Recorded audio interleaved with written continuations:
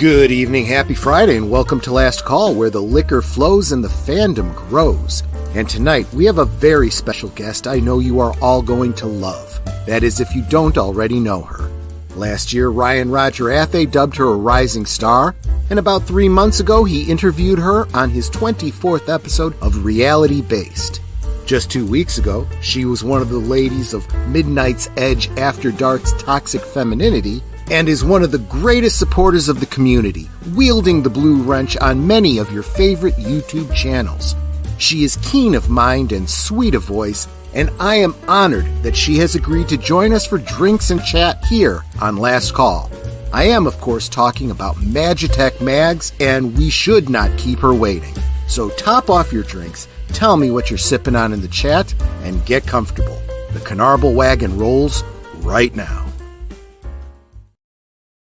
Salud, my friends. Absolutely. Let's not keep her waiting too long.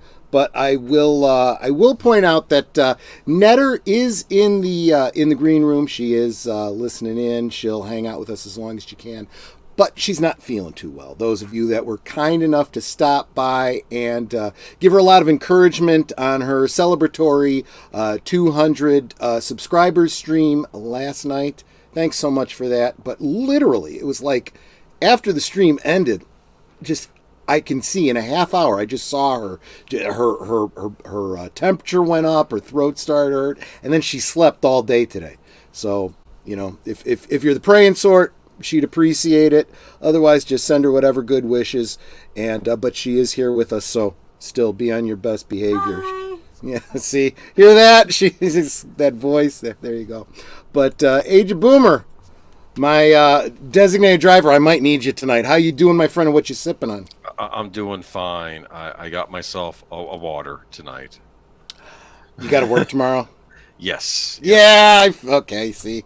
Yeah. How often do you have to work on Saturdays? It's usually every other Saturday, but since we're so short, I'm were out there. Saying that beforehand that you're pulling double duty there. At least bit. I can go in a little later than I normally would, but still. Yeah. You're awesome. But you spend time in the public shelter taking care of the citizenry. Oh, please. You work double shifts. You are well, let's face it. We live in an age where people don't want to work anymore. So the people This is true. Those of us of our generation have to pull double duty.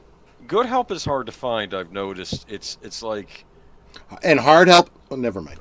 Let's not go there.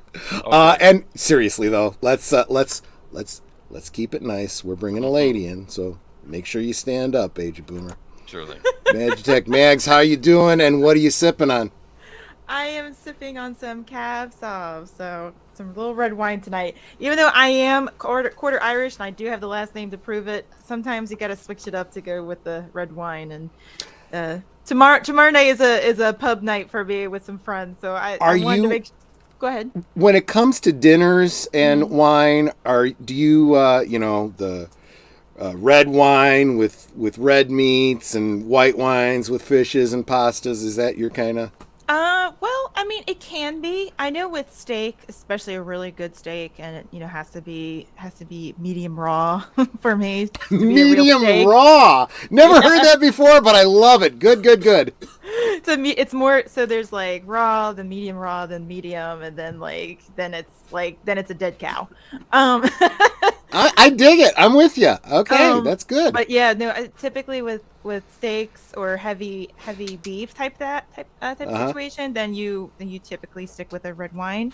But for the most part, like I will eat fish and I will have red wine. It just depends on the depends on the mood, depends on what you're feeling that day, depends on the temperature outside, depends on the temperature inside. It's just dependent on that. I'm more if you say what would I lean to the most if I drink a wine, I'd probably pick a red over a white. Because generally speaking, for me, whites are a little bit too sweet for me. Although I do like a rosé every once in a while because I think it's a typically well balanced. That would have been my next question. Do we look at sweet or dry? Do we look at red wine? Yeah. Okay, I dig it. Yeah. I dig it. I'm with you typically with white wines, I do not like them coming from oak barrels. I think the buttery taste is a little weird to me. I like them coming from a steel. So interesting. Okay, that's fair. How are you on mixed drinks? Oh, I love Cosmos. I love margaritas. My my dad usually could make them from scratch. So margaritas from scratch is really good for you. You don't want to get the frozen because the frozen. No, has so many and sugars in it. definitely do not get those plastic bottle mixers. That stuff, oh my gosh, I got a strawberry daiquiri mix one time. Oh my gosh, I ended up throwing the whole thing away. It was terrible. It was horrible. It was a waste of ice. Oh my gosh, it was just anathema. And never, not only never. that, but now you have these machines now where it's like a electric juicer, so you can juice your own lime and make your own margaritas, and it's so good. It's margaritas are like maybe 3 or 4 or 5 ingredients, and that's all you need. You don't need all of this other fruit Kids, stuff. listen up here, okay? You can go to a pub or you can go to a bar and you can order a drink. Fine. Yeah. You can go to a bakery and get your pastries or whatever. There is nothing like making something fresh yourself from scratch. It's a lot of work, but once you do it, there's no comparison. Well, even a couple weeks ago, I made my own Alfredo sauce, and I made it all from scratch. And let me tell you, I will never ever buy a jar again because I just made it from. I combined, what I did was I looked up a couple different recipes. I saw some of the ingredients, and I thought in my head, okay, these things can go together, and I will just kind of whisk and add as I go, depending on the thickness and the texture and the taste I want to get it at. And it ended up being my favorite thing ever. Of like, I want to jar this and sell it. Have you made fresh pasta from scratch? Not the actual pasta. That is one thing that I want to check off my list. It's not as difficult as you think. Oh, I know. It's so worth it. Worth it. I want to do that just so I can say I can, but also because I think it would be worthwhile to know the process. And I think it's important for me in my generation. I come from both parents who know how to cook, who, I've learned, what tastes good with what, and, what looks good color-wise with what, and it's just kind of that sort of thing. And in my family, because I've come from a big Catholic family, food is everything. Food is like a big socializer in all of this. I have Catholic flashbacks myself. We'll talk about that in a little bit. Let me real quick say I was stalling as long as I could so that we could bring Age of Boomer back in, but I'm guessing he's probably rebooting his system. So let me go ahead and say hi to the chat. And since a couple of people kind of fell off, that's okay. As far as I can see, the very first is Lady Mist. And Lady Mist, not only am I going to consider her first, she's been hanging out here for an hour or something before the stream started. I mean, she's just awesome. She was here encouraging Netter on her 200 yesterday. So thanks so much for being here. You are super encouraging. I might have to start calling you Barnabas, daughter of encouragement. Storyman Jack. Hail, and hey buddy, we're on for next week, right? My guest lined up for next week is Storyman Jack. We will talk about him and his stories. Awesome. Connie Cleary, hello. Hello. Always encouraging to see Connie in the chat. You are awesome. And of course, deleted scenes, dropping all the links. I will try not to work you too hard, my friend, but I super appreciate everything that you do. Big Al Presents. Have a great stream tonight. You stay with us as long as you can, Big Al. I know how it goes, and looking forward to Michael Pere March on your channel. Streets of Fire tomorrow night. I love that soundtrack. Don't remember the movie too well, but I love that soundtrack. We'll talk more about that tomorrow night. And who's this dingbat? Oh yeah, Troy. Yeah. Is this a clone? Is this like another? No. This is me. I just forgot what I said because I knew I would forget, and I wanted to make sure I said hi to PJ of Orville Nation. And I thought Lady Mist had dropped out, but she hadn't. She stayed all this time. So I wanted to say hi to PJ, even though he wasn't here for me to tag in the chat. Be patient with me, guys. I'm going through, and I'm already getting fuzzy because this is. Oh, nobody asked me what I was sipping on. What are you sipping on? Yeah, what are you sipping on, Troy? I kind of set myself up here because I don't have a name for it. I started to make A brown mumbler. And if you're not from the Midwest, you don't know what a brown mumbler is. Accidental alcohol. An accidental alcohol? Okay, I can dig that. It started out as a brown mumbler, which is a very strong Manhattan. It's a term from northern Wisconsin. But I don't have any dark vermouth. The closest thing to vermouth I have is a Cochi Americano for my Vesper martinis. So that's what I used in this, and I was like, it's not dark enough. So I put a little splash of pomegranate in it. It tastes really good. But I'm already kind of lit. So, so it'll be an interesting night. We'll see where this goes. This will be a party. Yeah, I hope so. Deleted scenes dropping all of the links, and of course, Tim Hayes. Hey, Tim. Tim Hayes is awesome. Make sure you subscribe to his channel because he will be putting out content one day, and we will be all over that.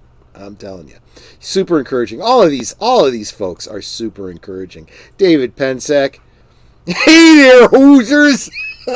Glad your beverage. Grab your beverage and let the fun begin. Yes, absolutely. Thanks, buddy. Good. Saying hi to each other, which of course I am encouraged by. You guys are awesome. Netter in there dropping the yes, I love you too, Netter. Aw, see, I love seeing that in chat. Yep. Logical Spock. How is everyone today? We are well, Logical Spock. Thank you so much for being here. Good to see you. Joshua V. Good to see you, my friend. You are awesome. Let's see. Tonight is what it means to be young. Okay, I'm guessing that's probably a quote from tomorrow night's movie. Evelyn Hampton, Khapla. Good to see you, Admiral. You are awesome. Oh, and Magitek Mad. You know what? If I can find you in the chat here. Oh boy. I'll give you a blue wrench because it would be a badge of honor to be able to have Magitek Madge as a Mags. Sorry. I'm already starting to slur. I know, I got that. I was like, I don't want to say anything. No. That's fair. You should call me out the more I get drunk. It's okay. I'm starting to slur my words here. No, I don't want to report her. I don't want to kick her from the... How do I not put in time out? It's I think it's either going to be add as managing moderator. There we go. Jeez. Well, see, here's the upside to being a little bit tipsy. You're very careful. Because I see people make that mistake all the time. They put you in timeout when they meant to give you a blue wrench. It happens all the time to YouTubers. And it's like, but if you've been drinking, you're very extra careful. See? Oh, it's almost like you get your blinders in so you can go, all right, let me concentrate here. Yep. Yeah, no, that's exactly it. And sometimes, if you're not paying attention, it doesn't matter if you're sober or drunk. You're not paying attention. So Logical Spock is sipping on a caramel cappuccino. Oh. Delicious. That'll wake you up. I don't even know what time zone you're from. Netter, what you sipping on? I know what you're sipping on. I made it, but go ahead and tell us. It is coconut rum and pineapple juice. Coconut rum and pineapple juice for medicinal purposes. Vitamin C and something to help her go back to sleep. It's alcohol is good. It's good to cleanse the insides too. So there you go. It absolutely is. Are you referring to the booze poos? Because that happens. Gorilla Random Thoughts. Hey, everybody. Good to see you, my friend. I wasn't thinking of that. It was more like antioxidant level of cleansing. Because, it's... Oh, okay. Well, then that's all the more reason for me to drink. I got to do that more. Okay, see, there's my reason. Plus, I figure it's better than fixed formula 44. It is. Well, yeah, because it doesn't have the acetaminophen in it, too. I mean... Yeah. That's a double whammy to your kidneys. Alcohol's one thing, but then you add acetaminophen on top of that, and you're all. But Al says, "Feel better, Netter." Netter, you should get Troy to make you a hot toddy. Those are always good and soothing. I tried that. She doesn't like it. She doesn't like any whiskey-based drink at all. Use rum. Use rum instead. I hadn't thought about that. I could try that. Mm-hmm. I could try that. Rum and honey and lemon and whatever your tea of choice is. I typically like green tea because it has more antioxidant properties to it. But yeah, I'm learning a lot tonight. There we go. and Evelyn says feel better too, Netter. And Thank you all. I'm so behind. I'm kind of going through really quick. I'm going to give this a try. Christian Delorme? Delorme. Thank you. Good to see you. It's always good to see new faces. Hope I earn a subscription from you. But yeah, no, I mean, just in the lead up to tonight, I gained I saw 3-4 extra subscriptions. So thank you very much to my guest bartender. Yep. I knew you'd bring in some subs for me. That's why I had you here. Samael, welcome back. Good to see you. Hey, is it Samael or Samil? I always say Samil, so I probably Samael. say it wrong. Well, actually, I don't know how he pronounces it, Can you let us know? But he's I'm assuming that's a reference to Samael, potentially the alternate name for Lucifer, or possibly a completely different fallen angel. Depends on the lore that you subscribe to. But yeah, okay. So I explained Brown Mumbler. Oh, gee, I'm sorry, you're back, and I didn't even bring you in. Sorry, buddy. I was trying to cut in a few times, but I was like, you just kept going. I was like, oh no. I'm sorry. I'm still trying to get through the chat. I don't want to leave everybody waiting. They've all been sitting here so patient.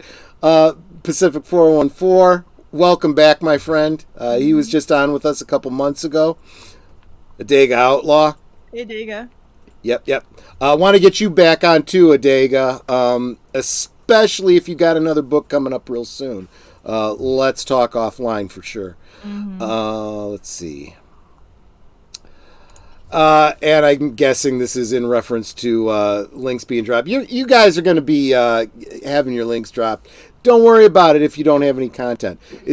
This is still a kind of social media. It's still great to be part of a community, subscribe to each other, and maybe one day you do decide to start putting out some content. Sometimes it's a little bit of a surprise. Sir Torrin Clegane, yeah, good to see you. For the newbies, he's calling me out on my guffaw. For the newbies that don't have any content, I still sub to you. Hey, I'd appreciate a sub back on that, but I still sub to you because hopefully that will encourage you to put out some content. Absolutely. Even if it's just an introductory vid saying, hi, this is me, this is what I want to do. Yep.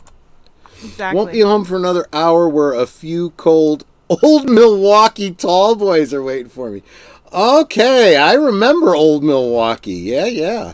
I'm a Midwest boy. Oh, we got the big YouTubers here. Paulie, how's it going? Here to profess my love for mags. We all are. You probably saw my prompt online too. So I know I did. I was like, oh my gosh. I think your intro. I'm like, I actually was like, wow. I saw you laughing in the green room. I was like, I didn't think it was that big a deal. Y'all should check out Paulie's post. He posted a picture of himself with one of the actresses from the Scream movie. Ooh. Well, look at you. He hobnobs with all those Hollywood types. I don't know.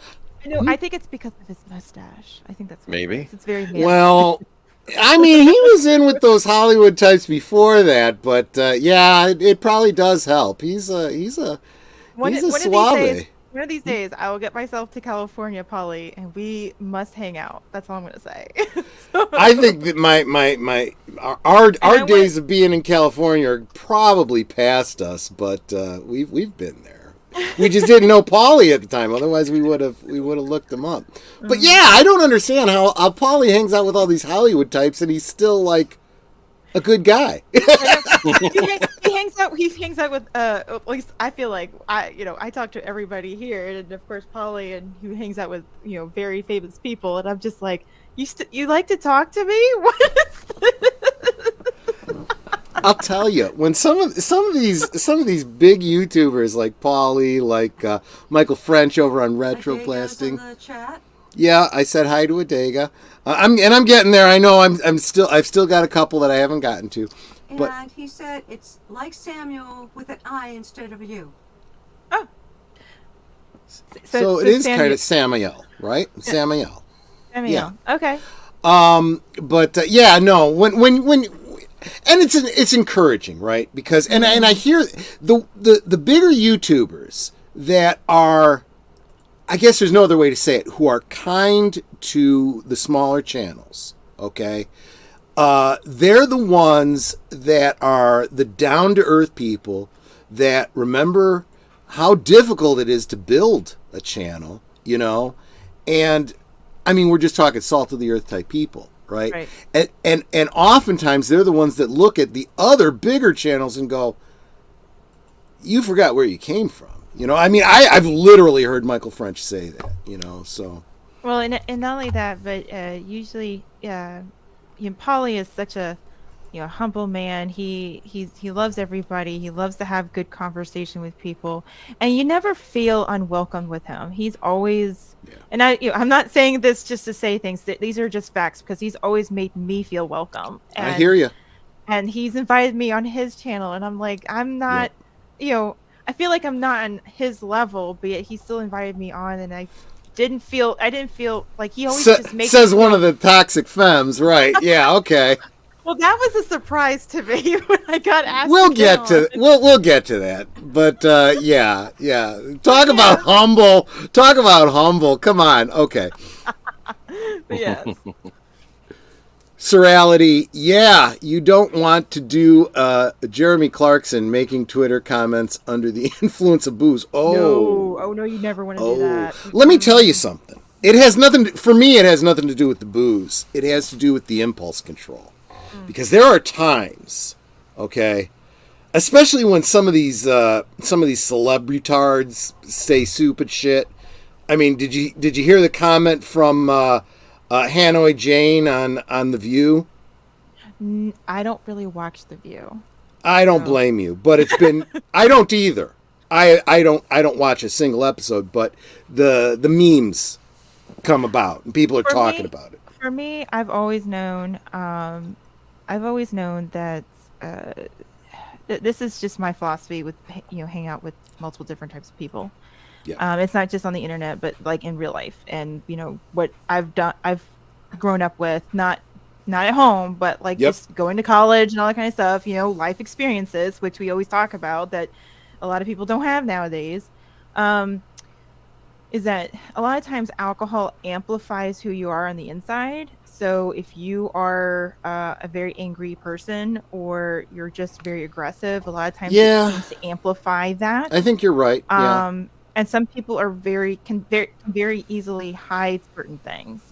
So that's not always the case. The mask comes off when you're drinking. Yeah. The mask tends to come off, and you loosen up, and you kind of start to say and do things that you wouldn't normally. You have a filter that would normally keep you in place, and a lot of times that's a great point. I think that now, again, you're under the influence, so it's not. I have necessarily never, correct, as far as I know, I don't think I've ever had anyone take any umbrage with me, after alcohol, which I hope means that I'm a pretty open book. I am what I present myself to be, So here's hoping, I'd like to think I'm a pretty genuine kind of guy. If you don't like me, it's because you genuinely don't like me, and that's fine. At least we're being honest with each other. But I have to respect somebody that doesn't agree with me, but can still be friends with me, right? I mean, this whole concept of, if you don't agree with me, you're my enemy and I don't want to have anything to do with you. I see too much of that in social media today. And when I think of, I thought you'd frozen. There you are. Sorry about that.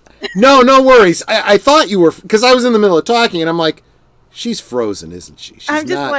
not nodding. She's not even blinking. She must have fallen out. But I should have.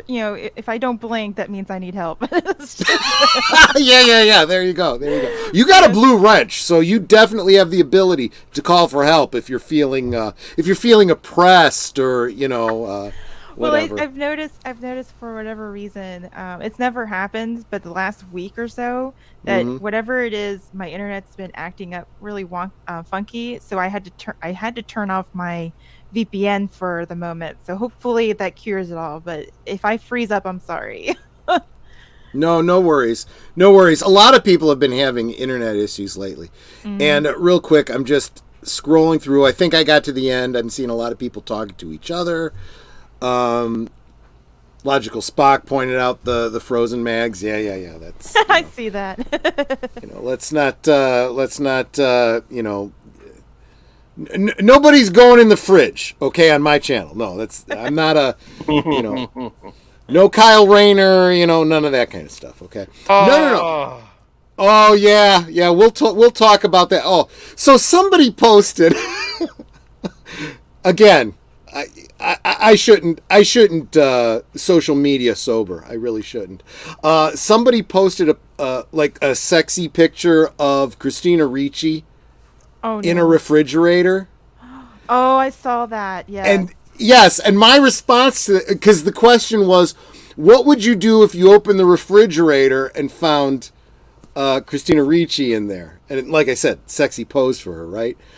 And I said, well, I guess the first thing I would do is ask, why the hell am I playing Kyle Rayner? And then I'd go off to look for Major Force. Oh, yeah, and Samael's even already. Major Force, yeah. Okay, so we got some comic book fans in there who know what I'm talking about. But I have a question for our guest, but maybe it was answered already. Go ahead. Your name. Where'd you get your name from? I'm curious. Wait a minute. Before you answer that, let me guess. It has something to do with Final Fantasy, right? Yes. Okay. I know nothing about Final Fantasy, but I was looking for, like some thumbnails and stuff like that, and I saw that Magitek had something to do with Final Fantasy, and I'm like, okay, she's a gamer. Yep. Yeah, Did you know the answer to this question before you asked it, Agent Boomer? Yes, but I was just curious. Okay, there you go. Yep, it's Final Fantasy VI. I wouldn't. Okay, so I don't really call myself a gamer. I'm usually, because I think of like people like Melanie Mack and other people in the community who are like, oh, she's like, such a cutie. I want to adopt her. I mean, I like playing games, but I'm very weird and particular about my games. Right. And what games do you play? Old retro games that I played a lot when I was a kid. What do you consider an old retro game? Well, pixel type games for one. I'd love to. Are we talking like Atari 2600 retro? That's Troy's thing. That's me. We're not talking about arcade. I'm probably old enough to be your father, so yeah. We're not talking about arcade games, not like that, Troy. No, but no, I grew up with Final Fantasy, and originally back in the day, because it was released in North America, Final Fantasy VI was Final Fantasy III. Yes. Because when it was originally done, they thought that 5 was going to be too hard for North America, and it would just be way too confusing in the grand scheme of things, the way they've already released Final Fantasy IV under Final Fantasy II. Yep. And so therefore, Final Fantasy VI became Final Fantasy III. And that was my first introduction to it. In fact, I always, for the longest time, called it Final Fantasy III until I think like the early to mid 2000s, I realized that I was saying it wrong. Because I didn't grow up with, because that's what it was called. But yeah, I get you. Yeah. Yeah. So I didn't grow up like around like New York City or LA or whatever like that. I grew up in like Virginia and North Carolina areas where this sort of stuff is just not like. It's not like the big major, areas or cities of entertainment. Right. So, anyway, so Final Fantasy VI was one of those games where because I have two older brothers, and I always loved watching my brothers play games. We would always play Super Mario Kart on the SNES back in the day. So, it was kind of one of those things where I just grew up and I always liked watching my brothers play their games and such. And I was more of an observer because they always wanted to do their thing and didn't want to include me and stuff. But, you know how that is. But they were perfectly okay with me sitting there and watching them play. Well, then I was able to play Final Fantasy VI later. and I think we had the cartridge at the time, but we moved around a lot too, and we no longer. Hey, Mr. Tickle Trunk. We no longer have the SNES or the NES or the Final Fantasy games or anything. All those cartridges, they're gone because, back in the day, we didn't know how, my family we weren't necessarily poor, but we weren't necessarily rich either. And we moved around because of my dad's job. Yeah. And, as a Catholic family and my mom being a stay-at-home mom, you only had to do what you had to do. So we got rid of stuff as we left because there's nothing you can do when you're raising 3 kids. Right. Now it's more like, all right, so I'm an adult now. I want to in be theory. In theory, I have an inner child.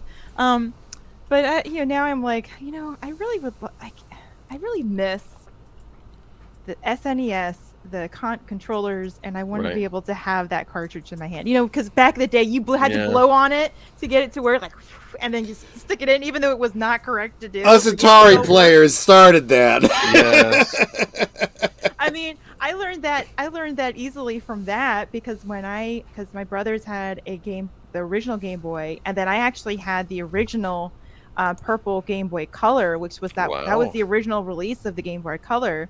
So I learned blowing on the cartridges actually, helped a lot of the times when you stuck it in there.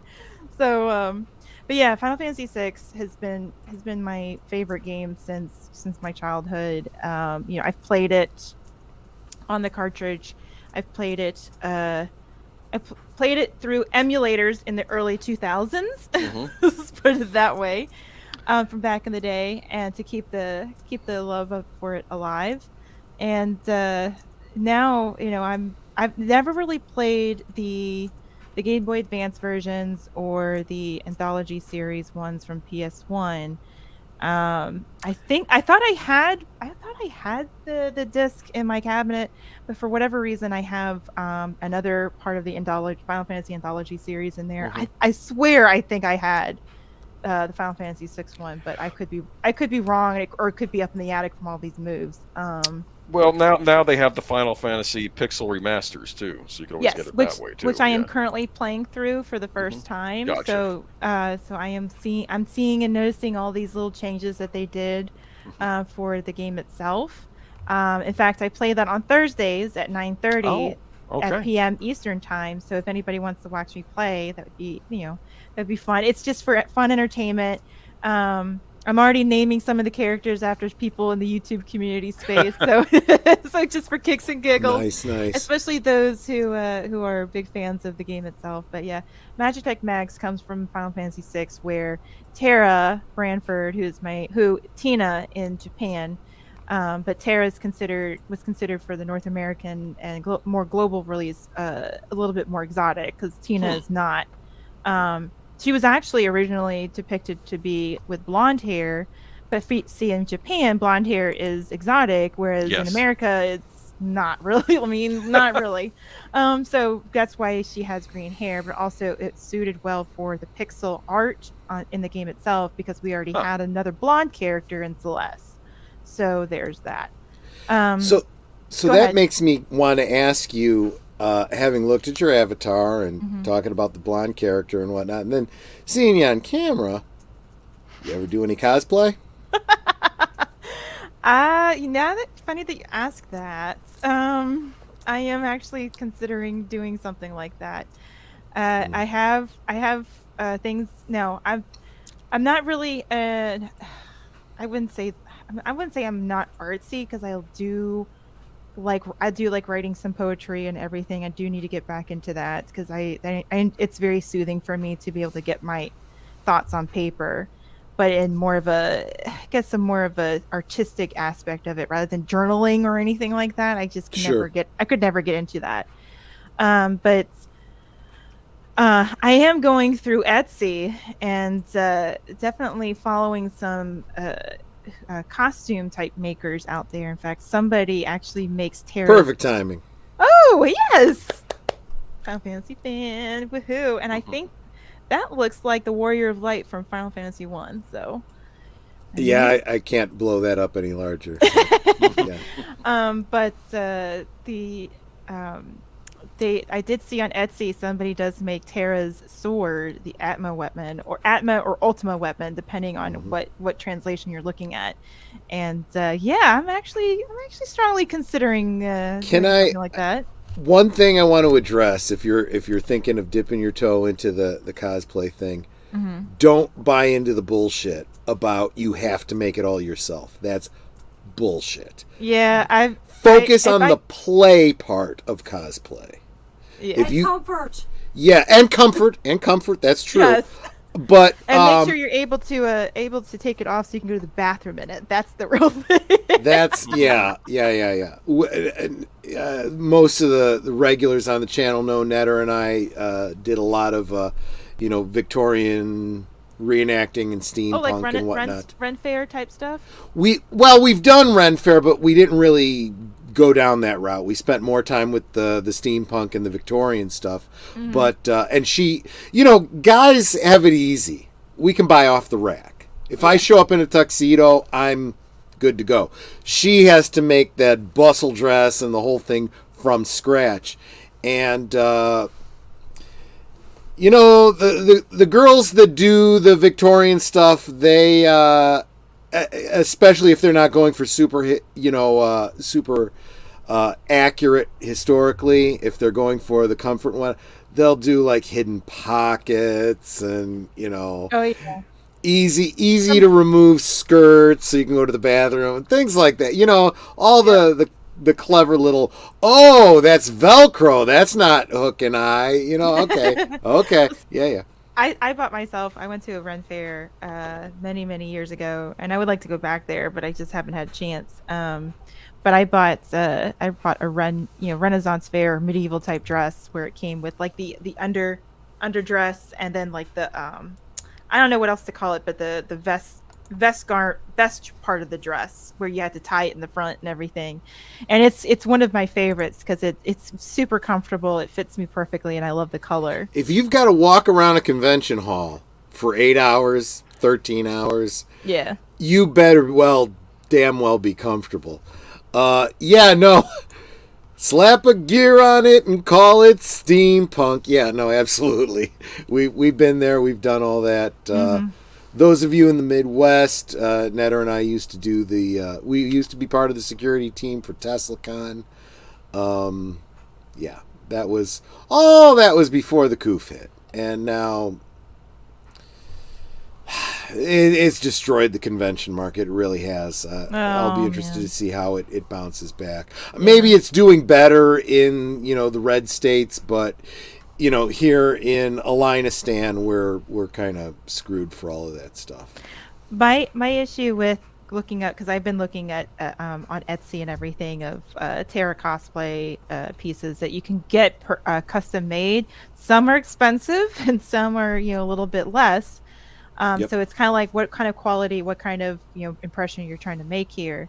But one thing I'm having trouble with is finding a really good, because with Tara's costume, her shoes are completely different. And it's a matter, that's also comfort level too. You want to make sure you're wearing proper shoes when you're walking around. I can help as a cosplayer. I can help you out with this. So you're going to see a lot of YouTubers doing videos about, for example, making armor out of foam and stuff like that. Pay attention to them.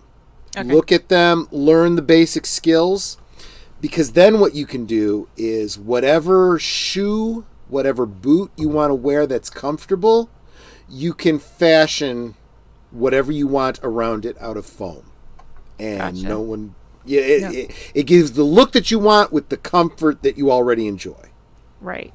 So just a little tip for you there. Gotcha. Anyway, so I was planning this out. I had questions for you and everything. I knew this was how it was going to go. So let's back it up a little bit. All right. We jumped kind of into the middle of the pool, but I like diving headfirst sometimes. So no, I dig that, and that's totally cool. And I see that there's a lot of people in the chat that I haven't seen before, so I'm guessing they're already well familiar with you. But for those of my regulars that might not know you all that well, 30,000 foot overview, Mags. Where you from? How, when, and why did you get into the YouTube thing? Well, I am, born in Virginia, lived in North Carolina for a little bit, but mostly definitely my life is in Virginia. So as I said before, I don't live anywhere near big convention places like Chicago, New York City, Florida cities, and California. So I grew up with watching X-Men animated series on TV. I watched like anime called Voltron, and I didn't even know it was anime. I always called it cartoons, Saturday morning cartoons, or like Toonami and all that kind of stuff. So that's what I grew up with. And I have 2 older brothers, so I grew up with like gaming and everything. I mean, shoot, we'd play like Civilization 2 on the computer back in the day. I know. I remember watching people play Civilization. I never actually played it Roller myself. Coaster Tycoon, all that sort of stuff. Even Command and Conquer and Red Alert, like that's stuff that I grew up with. So 90% of what I know about games is from watching other YouTubers, like Gray Still Plays and Call Me Kevin and stuff like that. Yeah. Yeah.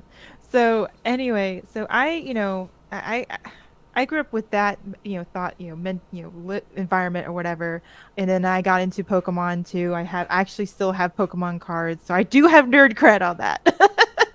But I think you get nerd cred across the board, but okay. but how so I've kind of waffled back and forth in terms of like gaming and entertainment spaces or what have you. And I did believe a long time ago that gaming, you grow up, gaming is for children and all this other stuff. And then I grew up in college and realized, what, I enjoy this stuff too. It doesn't have to be just for one subset of society. And then later on in life, you start discovering other people having the same mindset too. It's like, this is stuff that we grew up with. I mean, we have our favorite books on the shelves, and back to my bookshelf behind the computer here. But anyway, so what really got me into the YouTube space is that The Last Jedi, I think, had a lot of unifying factors across the board for everybody. Yeah. A lot of dividing, but a lot of unifying too. Yeah, you're absolutely right. I remember watching The Force Awakens, and I was like, this is really good. This is not too bad. But I remember walking out of The Force Awakens thinking, all right, it's not that great. It's not the best, but it still felt better. Had you seen the other 6 before that? Oh. Do I have to show the VHS tapes? Do I have to show the VHS tapes chat to show him what I love? Actually, now that you've said VHS, I do kind of want to see, because I want to see where we're coming from on this. She's got that special edition garbage. You'll have the original theatricals. Wait a minute, I think you're right, Boomer. No, actually, those are the originals. Those are the originals. Are those? Okay. Those are the originals. Okay. Yeah. I had the special editions, and they were different. My parents had the originals. Han shot first, damn it! So these are not the special editions. This is good. These are pre-special editions. I have the version that came before that, though. Yeah, this is the THS digitally remastered version. I actually had the laser discs, and I had a buddy transfer those laser discs to DVD. So you remember these things? Yup. VHS, good old VHS. Good old VHS, and they're still in good shape. So I hope to one day to transfer these into DVD. Mags, do you know what VTRs are? I know VCRs, not VTRs. See, yeah. Not only do I know what VHS tapes are, I know what VTR is. I remember. Well, you're a librarian, so at least you know about multiple. Do you know what media. I know those from? The movie Autofocus, the story about Bob Crane. The actor from Hogan's Heroes. And about his descent into degeneracy, but his friend that is all into what's known as VTRs. which was what they had before VHS. But this was, I guess, they were like these. Yeah. Okay, so if VHS tapes are like this, right? VTRs were about this big. Oh my goodness! And they went into this big chonky machine, cha-chonk, ba-boom. That was kind of how this, and this was what, in grade school. This is what we watched movies on when the teacher would show us a movie. So St. Louis de Marillac in LaGrange Park, Illinois, had a copy of Mice and Men with Burgess Meredith and Lon Chaney Jr. on VTR. Wow. Back in the late 70s, I want to say. So this is the kind of technology we're talking here, guys. That was my first experience of Mice and Men. And it crushed me. If you know the story of Mice and Men, I was emotionally damaged by that in probably the best way. I read the book in middle school too, and that ending. I'm not going to say anything in case any of you guys. I've always seen parody, not really parody. I've never read it. I never watched it. Used to parody on Looney Tunes cartoons. They would parody. Like Tom and Jerry would always have something of Mice and Men. Oh, the pretty bunny rabbit. And I think Tom and Jerry probably did something. I will love him and hug him and name him George. But so see, most of my regulars know my brother, who's gone now 2 years. He was autistic. Right. And so that story really hit me hard. I mean, I projected way too much onto that story, so it was an emotional hit. But you know what? Good art hits you like that. Yeah, real art is supposed to hit you in the feels, very personal. It gets a message across. It's supposed to be like a human soul. Right. From one soul to another. And that's what I think a lot of current Hollywood has lacked. Tim Hayes is bringing up exactly what we were talking about. The Abominable Snowman in the Looney Tunes. I will love him and hug him and name him George. Yes, that's exactly right. Yes. That's the kind of thing we're talking about. But yes, to go back to how I got into YouTube. Dude, it's already in the notes for Geeky Geezers on Sunday. We'll get to that in a couple days. Yes. Anyway, I know Mags was talking about her experience with the sequel trilogy, right? That was Yes, the sequel trilogy. So I am more of an original trilogy type fan. In fact, technically speaking, the prequels were my generation's original trilogy, so to speak. But I grew up with two older brothers. My parents, my mom saw Star Wars. It wasn't A New Hope. It was Star Wars in the theater way back in the day. So, it was kind of in my blood to be able to, with the original trilogy. And watching the tapes and putting them in the rewinder and then playing it again in the VCR all the time. So I grew up with the original trilogy. And then when Lucasfilm did the special edits and then the prequels, I always felt like I just got thrown out. Like I just could not get myself into the story. But even though it has some good points and everything else, and I know there are those who are, who are big fans of the movies. I'm not taking that away from you. It's just for me, growing up with the originals and then seeing the prequels, they felt in complete opposition from one another, in my opinion. Right. And I wasn't even like a teenager yet when it came out, so I was even seeing and noticing these things. But anyway, it's not that I didn't like them. I enjoyed them for what they were and what Lucas was trying to do, but at the same time, I still felt like there was a disconnect between both eras. Anyway, so when I saw... Wait a minute. I'm sorry. I need to interrupt you. I apologize. First, I want to thank Tim Hayes and Logical Spock for sharing. If you know what, after what I just shared, I hope you understand how much that means to me. I super appreciate it. But no, a drunken cherry is not a sexual thing. Well, I mean, maybe it is. I don't know. But when I say drunken cherry, I mean in terms of the drink I just had. A drunken cherry is literally a cherry soaked in alcohol. In this case, it was whiskey and frozen. For me, it's frozen because then I can just take a drunken cherry, drop it into my drink, and It's so better than an ice cube. yeah, it works like an ice cube. So I just finished my drink, and there were 2 drunken cherries at the bottom, and whoo, let me tell you. So they get soaked. yeah, that's a drunken cherry. Better no. I think maraschino. I'm sorry to anyone this offends, but maraschino cherries are anathema to me. Drunken cherries or fresh cherries. No, nothing else. No other cherry. Oh yeah. Just me. Yeah. I'm sorry. I didn't mean to interrupt you, but I felt those were important. No, it's okay. But anyway, so when I saw the Force Awakens, I was like, okay, this isn't too bad. It felt like the original trilogy in some aspects.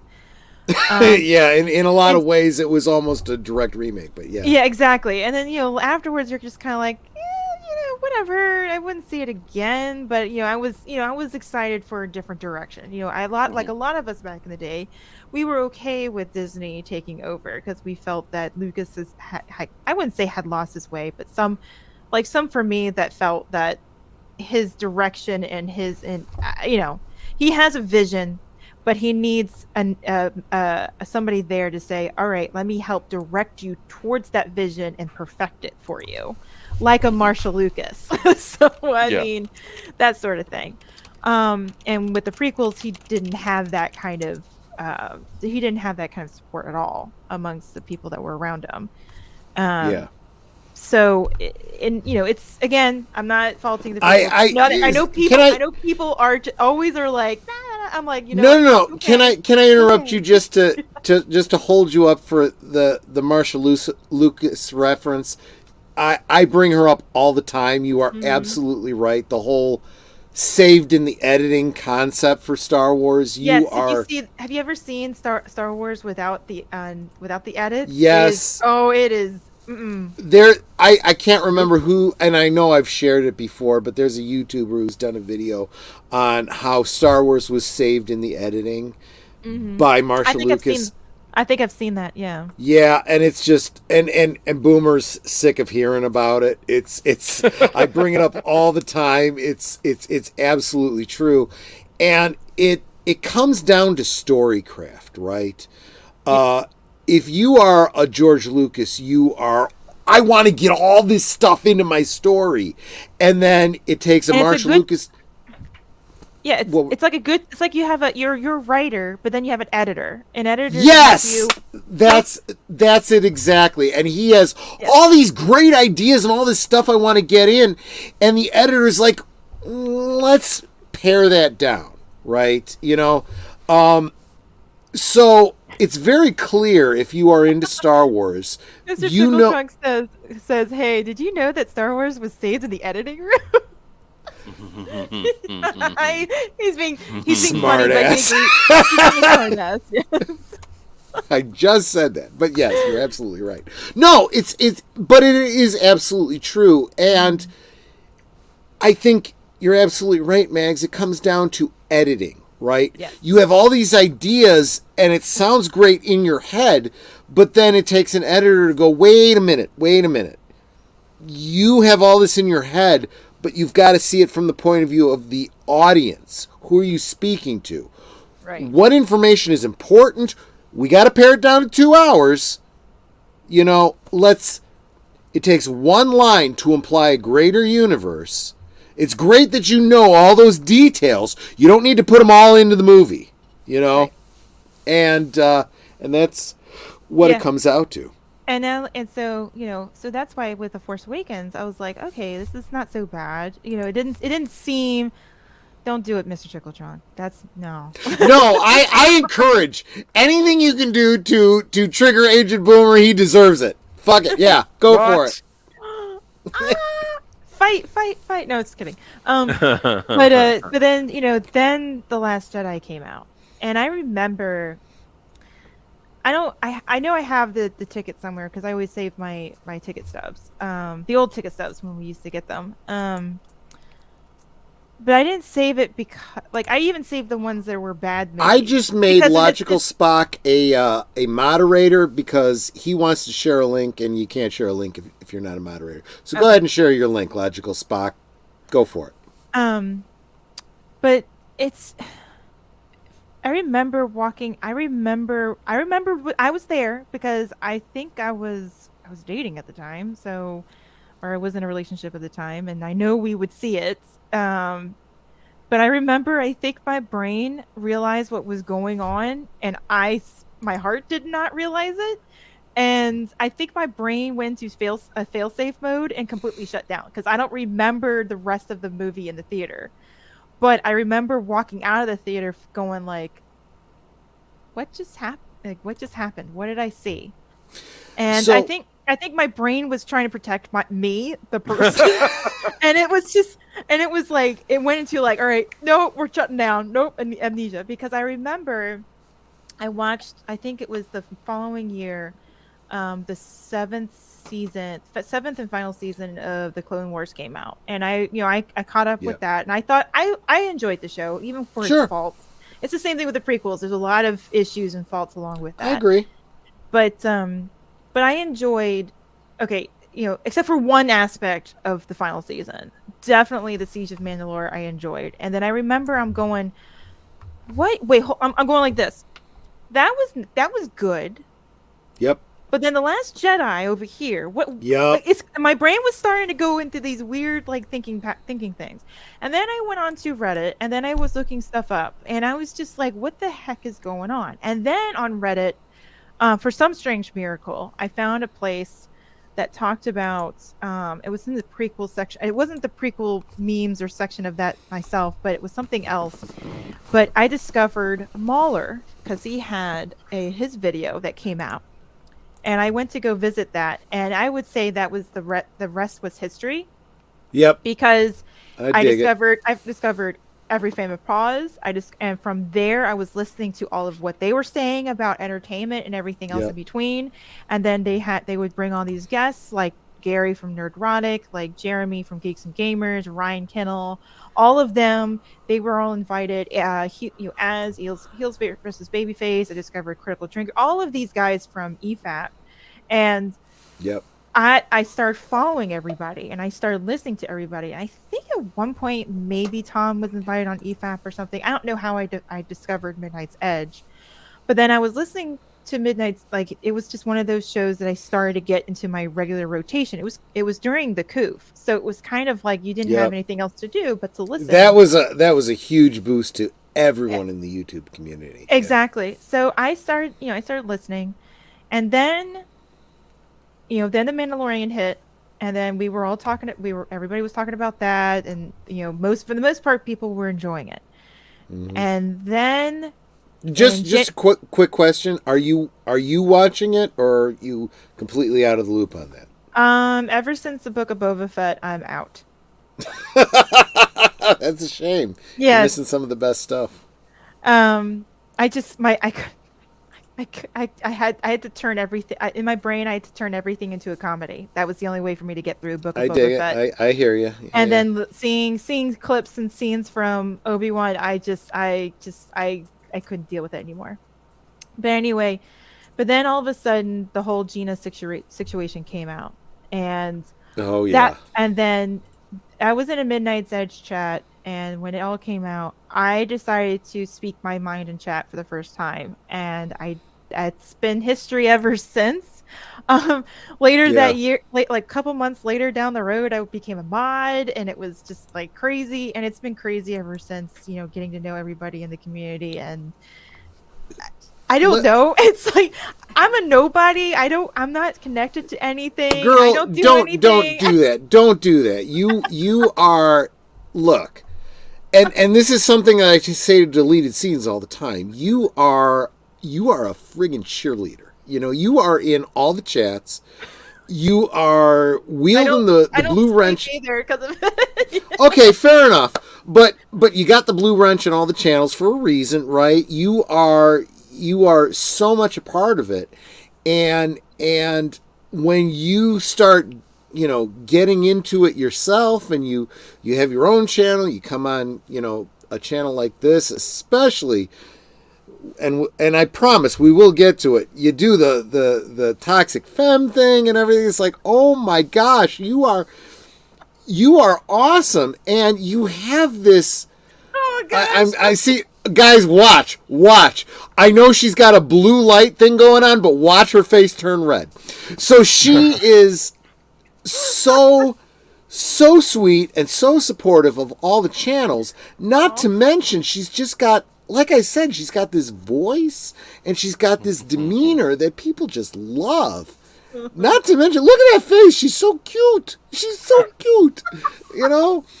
I mean, when Ryan Roger Athay says that you're a rising star, he's not bullshitting, right? Well, how big has your channel grown since he first did that? Well, I think he originally, when he did the first Rising Stars, I think it was last summer, he was predicting me to be at 1K at the end of the year, and obviously. Well, forget the projections. Where were you when he first did the video, and where are you now? I think I was definitely less than 100 subs, and now I am 327. First, I want to say that's just criminal. You should be way beyond that. Okay, I don't have much content. And guys, if there's anyone in this chat right now or in the future who's not subscribed, the link is right below. Just click on it and subscribe. Just do it right now. But the other thing too is that is growth. I mean, that is huge growth. You've tripled your subscription since that first video, and I really do believe these things kind of have a exponential growth. It's not just you add 100 every 100 days or whatever. No. It gets bigger and bigger as you go. For me, I try not to look at. I mean, I truly am grateful for, people think I have value in here, and I just hope that I can bring some sense of joy or entertainment to their lives where, current entertainment is not that good, it's not that healthy, and I hope I can provide something for them. Not that I'm saying that I'm the only one that can, but I hope they can find some sense of joy in what I love and what I cherish and what I have a passion for. Maybe they may discover something else too along the way that they might like. But for me, it's not just about the subs. It's not, I know some people are about the subs and about hitting that 1K for getting the monetization. It would be nice. Yeah. That would be nice. But for me, I'm like, it's about making connections, making friends, getting to know all these different personalities, getting to know all guys. There should be no question at this point why I had her on my channel. Is that not what I say every damn week? Absolutely. It's the diverse. They talk about diversity. If I had a sister, I would want her to be my sister. Oh, thank you. But like Hollywood always talks about, they want diversity. Well, we have it here in our sphere. We have diversity of thought. We have diversity of opinions. But But the thing is, we have something that they don't have. Is that we are grounded and stable in who we are and what we are, as well as we respect each other's opinions and our own convictions on things, without making. I mean, some may, but I'm not going to speak for them. But for the most part, we all respect each other, and we all know that we come from different perspectives, and maybe we could gain something from somebody else. And that's what our country was supposed to be based on, this whole melting pot concept. You would think, but yes. We've kind of lost track to that. Samael says it perfectly. Mags is the greatest promoter and cheerleader on the interwebs. She shills for everyone, no matter how small, and deserves our gratitude and thanks. Y'all are going to make me start to cry.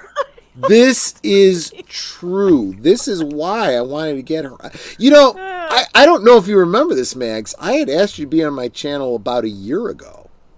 And you were like, yeah, see, you don't remember. I don't remember. I asked you in the chat of some other stream. I have no recollection of exactly which one it was. And I'm like, hey, Mags, are you putting out content? Would you be interested in coming on my channel and talking about your channel? And you were like, oh, I've only got a couple videos out. I don't really think that, And I'm like, okay.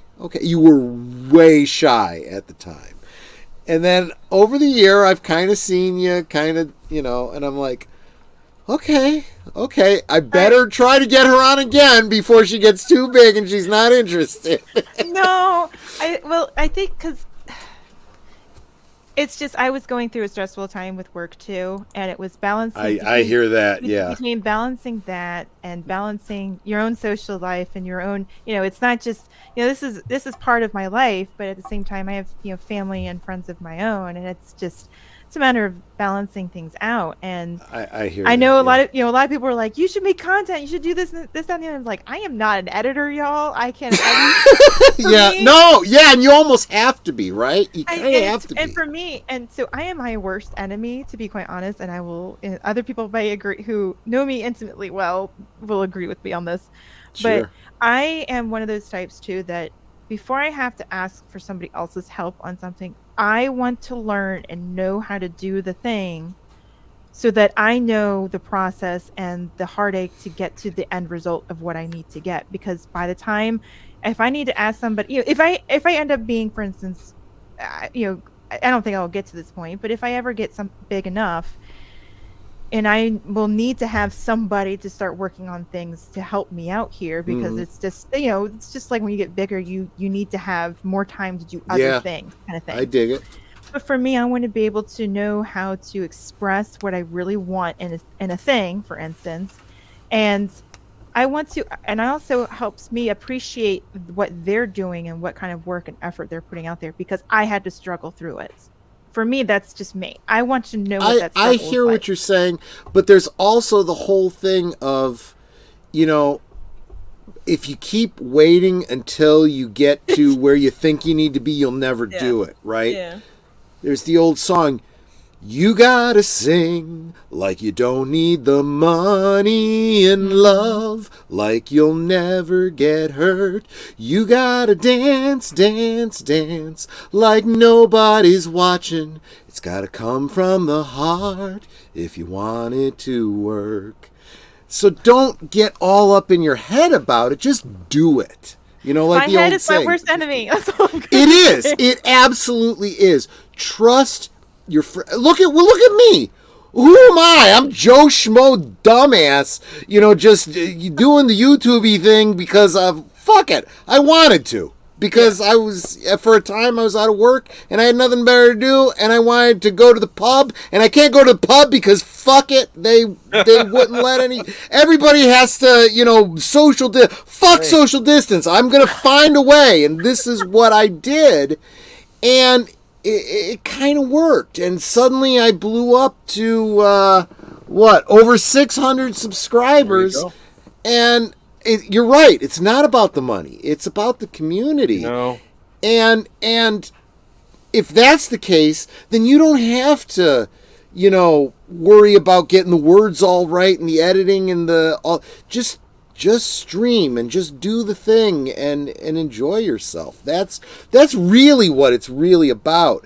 I preface this back in the green room, and I'm going to do it again. I'm going to ask you a kind of personal question. You do not have to answer it. You just shut me down if you don't feel like, because I don't want you doxing or saying anything that you don't want to talk about. But is there a Mr. Magitek? Nope. Will there maybe be one day? Is that a possibility interest? I hope so.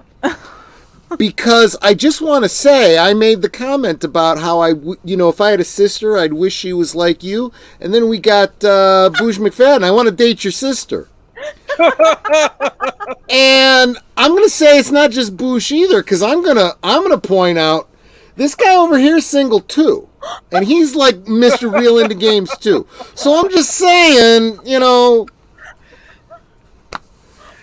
if a love connection happens on my channel, I wouldn't mind so much. Anyway. Oh my god, look at Samuel. That's it. Nope. Subject's done. I said my piece. We're going to go on to the next topic, okay? I don't. You don't have to respond to any of that. We're going to go on to the next topic. Besides your own channel. Oh my god, I don't know if I can recover from this. Okay, I'll let you get your breath. No worries. Anyway, maybe. Look, let me just say. No, okay. So here's something serious I'm going to say, okay?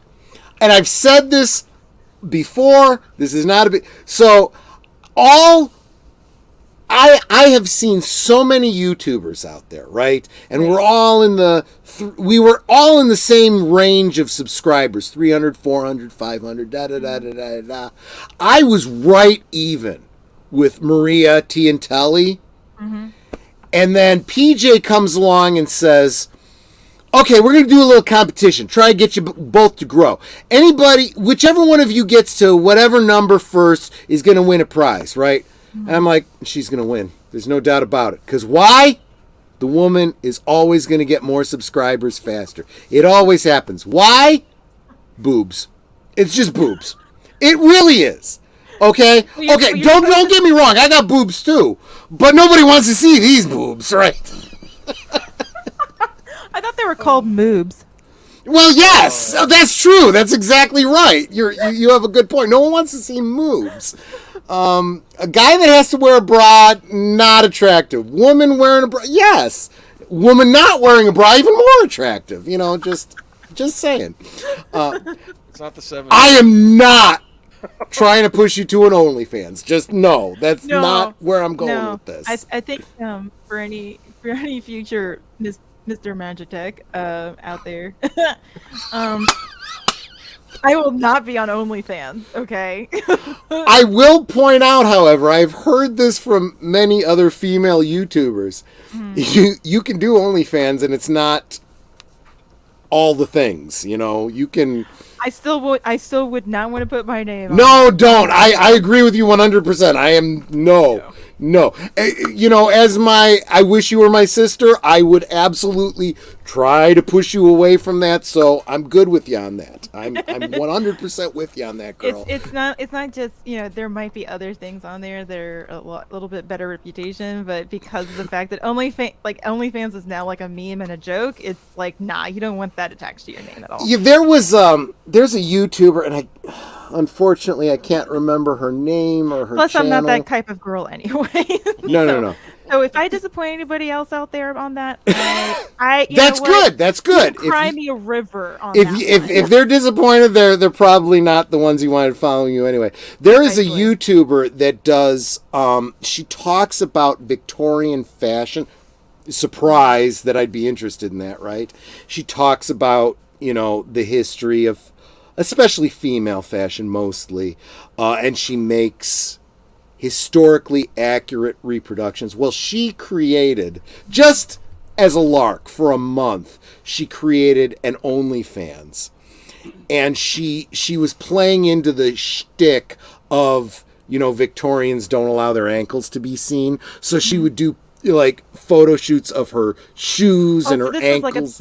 This was like a being sarcastic or something. Yeah, like that. kind of a silly kind of thing. And she got so many followers, and all the money that she made from it, she gave to some charity. I don't remember what. Oh, that's awesome.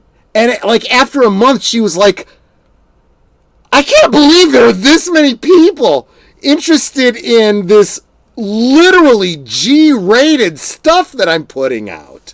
And she would get these, I guess, OnlyFans followers suggest, and I'm willing to pay extra if you'd be doing a video like this and that and whatnot.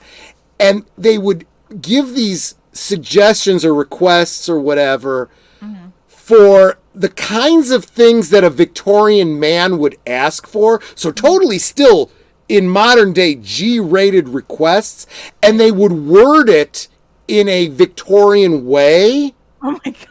And it was like, she's like, these guys put so much effort into this. I almost want to do the videos, but this isn't what I intended to do. This is getting way out of hand for what I wanted to do. Anyway, so, yeah, that's my understanding of what this OnlyFans thing is, but from this secondhand account that I know of. But anyway. Let me get back to the questions, as I said I wanted to get back to. So, besides your own channel, and link in the description, folks, if I didn't make that clear, as always, anyone that's on the panel, their link is always going to be in the description, so make sure you are subscribed. But, so, besides your own channel, are there any channels you appear on regularly? We know that 2 weeks ago you were on Midnight's Edge After Dark, Toxic Femininity. But what are there any channels besides your own that you appear on regularly? Well, for the most part, I was on for a long time on Pops' channel on Wednesdays, but I had to back off from that because with my current job now, especially, I don't get home until like 6:30 in the evening for me. Yeah. And it was and he always started at 5:30, and I just thought, I can't. This is not fair for him, and sure. I enjoy doing that. Hopefully one day we can get back together again. So Pops, I love you, man. He's so good. Pops is good people. I'm gonna butt heads with him like crazy over the Mandalorian, but he is good people, and he's incredibly kind and welcoming too. But then I've mostly, for the most part, regularly appeared on Zax's channel on Wednesday nights. What's Good Wednesdays, but that's also a really late stream for me too. So it's sporadic. So I don't really have too many regular. I'm not really. I don't. Okay. It's not that I don't want to commit to it. It's just I know my job and my current situation, and it's really hard to say I want to commit to this thing. Week after week after week after week, because there's going to be some nights where I'm just like, I just can't, I just can't do this right now. That's why, and plus two, not that I'm bragging or anything, but I have had to say no to a lot of people coming on, but you didn't say no to me. I want to point that out to everybody. She didn't say no to me. Well, at least not this time. A year ago she did. Sorry, I don't even remember that. No, that's not something you should be sorry about. It's not where you were at the time. I get it. That's fine. But I guess for me, it's also timing of the day. It's a matter of whether it fits into my schedule too, because I work, and so therefore I only have so much time in between work and everything else, and and then everybody else too. I've had it wasn't unkind messages or anything like that, or anything rude or out of place. I think people were just more encouraging, but people would say, you should do more chill streams again. You should do this again. They wouldn't say it wasn't out of ugliness or anything. I think they missed that. It's what they enjoyed and they were hoping for more. Yeah, I get it. Exactly, and it's just like. But then, so I have requests for people to be on their channels, and then people are asking me to work on my channel, and I'm like, I felt a little overwhelmed because I felt like I don't know, I'm splitting myself in multiple different directions, and then I just started feeling very like I like to be there for people too. So if they're starting up a channel, if they need help in the chat or whatever. I know, Simi. I'm sorry. I love you. I love you to death. It's kind of everything I ask you. Is this like a dating thing? Well, only if you want it to be. I mean. But anyway, so because it's see that red she gets on her cheeks like that. Her color scheme is blue, so the red kind of stands out. It's because my cheap camera, Flaccid Phoenix, calls it my doorbell ring camera. It's because it's so terrible. Flaccid Phoenix is awesome. She is fun to follow on Twitter. Definitely, guys, make sure you're following her. She is awesome. Oh, Flaccid Phoenix is a he. Oh, I'm confusing her with a different Phoenix. Never mind. Him, her, whatever. I don't want to assume gender. What do you think I am, unwoke? I mean, who knows? Maybe Flaccid just decides to be female for International Women's Month. And he would be an awesome woman, probably deserving of some sort of a female prize. Yeah. But anyway, so it's, and I always like to be there for people. It's not because I know I don't think of myself as like, if I'm not there, then they're gonna fail. It's more like, I enjoy these people. I want them to succeed. So therefore, I want to show them that they are loved too. And it's not, because who knows what if nobody else shows up and it's just me? And I understand growing up and moving around and not having a lot of friends because of it, because I was that girl in Catholic school that nobody really wanted to talk to because I like Pokemon cards over watching the Titanic in theater. It's kind of one of those things where I understand not having people there to support you all the time. So it's kind of like me, where it's like, because of my experiences, I don't want other people to feel that either. So I want to be there for people. And at the same time, I get spread out so much, and I'm like, I hear you. It's hard because I find this too. I am obligated to 3 streams, including my own, every week.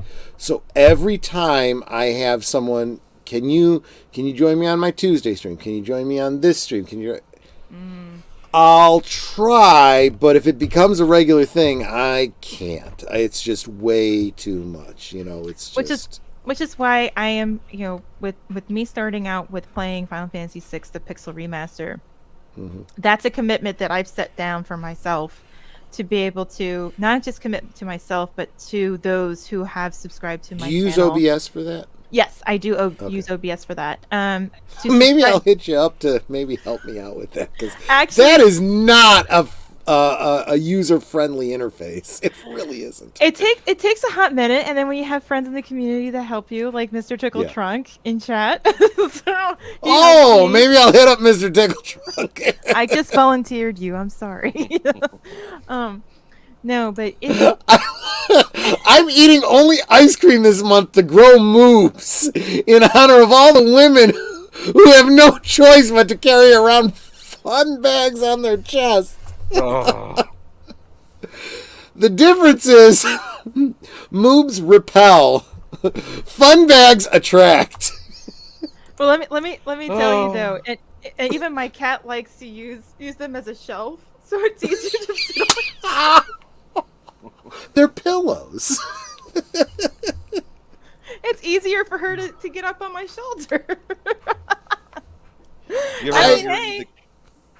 Does your cat ever join you for streams? On occasion. Right now I have both of my doors closed, but she would jump up if she could. But right now my parents are going to bed, because I live at home with my folks, because it's cheaper that way. You're right, Mr. Tickle Trunk. Your moves, your choice. I agree. Yep. Absolutely. But anyway, so I have both the doors closed for right now, because I don't want my voice. What kind of cats are they? Oh, she's a gray tabby, and she's named after my favorite character of all time, Terra Branford from Final Fantasy VI. Fair enough. And I've had her for she's 11 Oh, so years it's old. Just the one. I'm sorry. I thought there just the one cat. Yep. Okay. Yep. Hey, Lore. Lore's in chat. Hail the Lore. There you go. But awesome.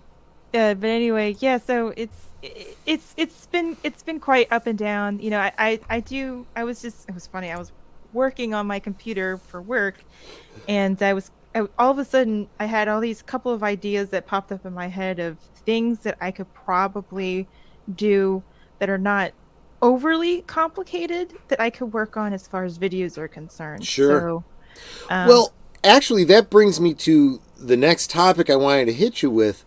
What kinds of topics are you looking to cover, and which ones are you most interested in the channels that you follow?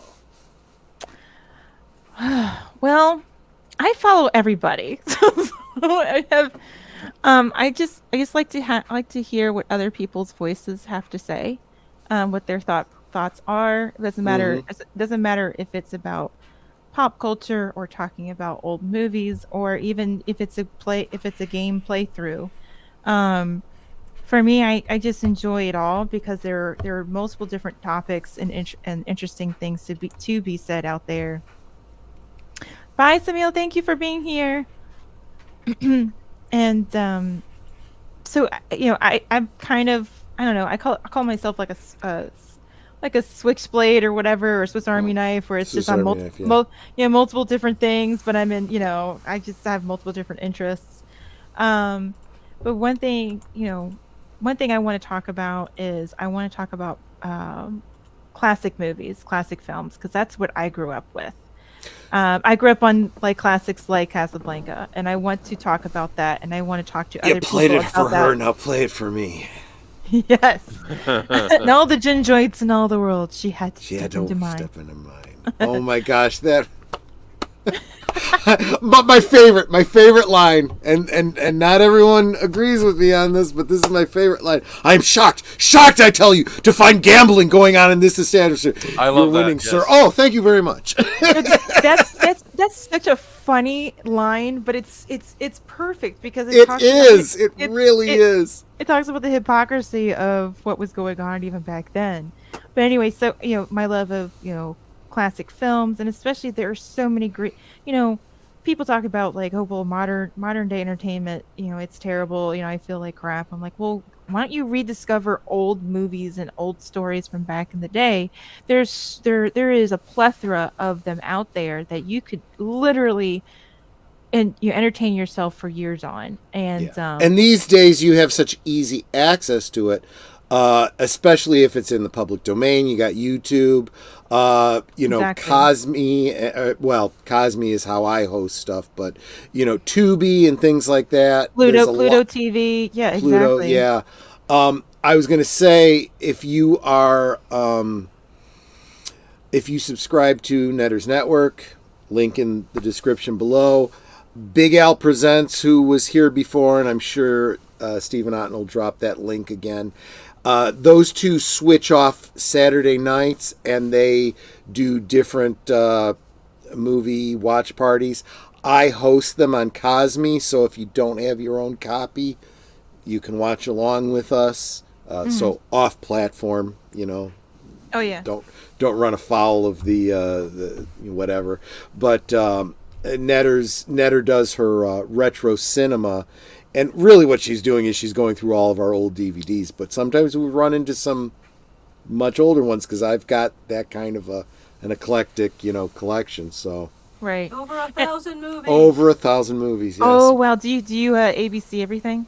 Is it We all in do, and I have a program where I just got Hudson Hawk because I want to do a rewatch of it in a couple weeks, and it just came, and I just put it into my spreadsheet, my database, and I put it up on my shelf. But yeah. It's funny because my grandmother, she always for us grandkids, because we were little, she would always either record on VHS, record movies from the TV and all this other stuff, or she'd buy movies, and she collected so many movies on VHS that I don't know how to describe this kind of printer, but it was like a typewriter printer type, but it had holes on the side that you had to rip off.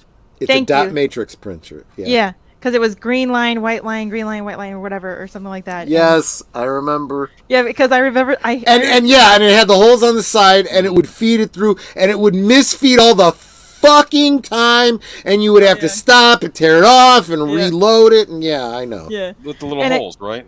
Yes. Yes, I remember So that. she made pages of the movies in alphabetical order, so she would purposely put like the title and what year and all this other stuff.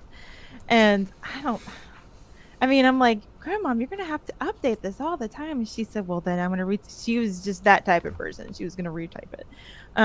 But that that's how she kept us kids entertained. And I mean, we watched the crap out of like the Karate Kids and all that kind of stuff. Johnny Five back in the day when it was recorded. Johnny Five is alive. And a lot of times we wouldn't even rewind. Stephanie, change color. We might have nice software. Oh no. Johnny Five. But we, we would even. I know you consider that old. That's the stuff I grew up with. But even we would sometimes watch. We would rewind through some of the commercials, but there were some old commercials that sometimes we'd watch through because they would be hilarious or they would be great. And you can find them all on YouTube these days. Yeah, I know. You can do a watch party sometime.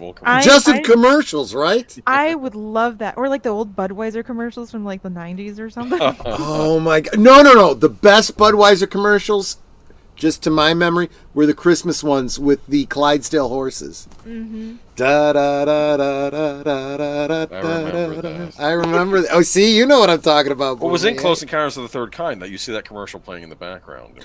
Oh, you're right. See, that's another thing. In movies, oftentimes preserve some of these little cultural touchstones. Mm-hmm. No, absolutely. I hear you. No, I'm with you. I've all my life I've had people say that they think I have an old soul. But it's just I actively went after a lot of this stuff. So, for example, I'm a huge Marx Brothers fan, and my favorite one is Animal Crackers. Why? Because I was in. Mine was The Day at the Races. I love The Day at the Races. I love Day at the Races, but the reason that Animal Crackers is specifically my favorite is because I was in a variety show in grade school where I played Groucho Marx. Gotcha. And it was mostly scenes from Animal Crackers. So when I saw Animal Crackers, I was like, dude, this is... Wow, yeah, okay, I'm all here for this, See, I grew up with the Three Stooges and the Marx Brothers, so I know. I like the Three Stooges. Generally speaking, if it was a family movie night, we all agreed Night at the Opera was always a family favorite, overall family favorite. And then there's always.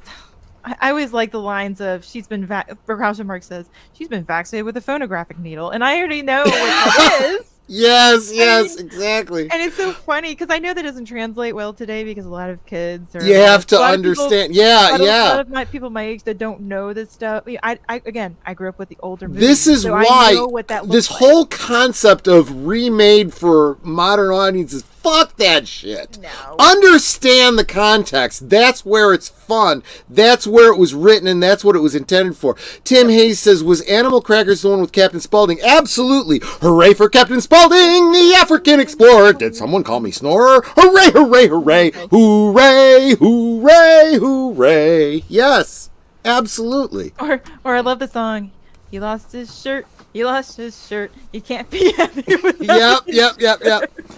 I'm not done with this one yet, but thank you. Michael, you mentioned the devil, you see his horns, right? And well, maybe a half hour later, but yeah. Team Shemp. No, Shemp. Oh, as funny as the Three Stooges are, if you dig into the real life and the history behind it, it can almost be depressing and sad. Those brothers, they went through a lot. But anyway, don't want to bring it down. But yes, I agree with you. Shemp is awesome. Was awesome. See, I tend to old soul. I think about it as if it was modern day, but it's not. It's not ancient history. Well, These guys for me, I grew up with this stuff, but it's still prevalent in my mind, where it's almost like I almost look at people my own age and younger, and I'm like, wait, you've never heard of this stuff? This stuff is great. What are you talking about? And real quick, I know that at least half of the people in chat right now are already subscribed to Retro Blasting, but if you're not, this is a kindred soul here. He knows these older films. He talks about them from time to time. He does retrospectives and watch parties and stuff of that kind of stuff. He knows his stuff. So definitely and especially if you are like me and into retro toys. Definitely I like check them out. how was it Sir Torrin Clegane, yeah. Yeah, he's I must be going. He's doing that Hello, I must be going. Yes, exactly. I came to say I must be going.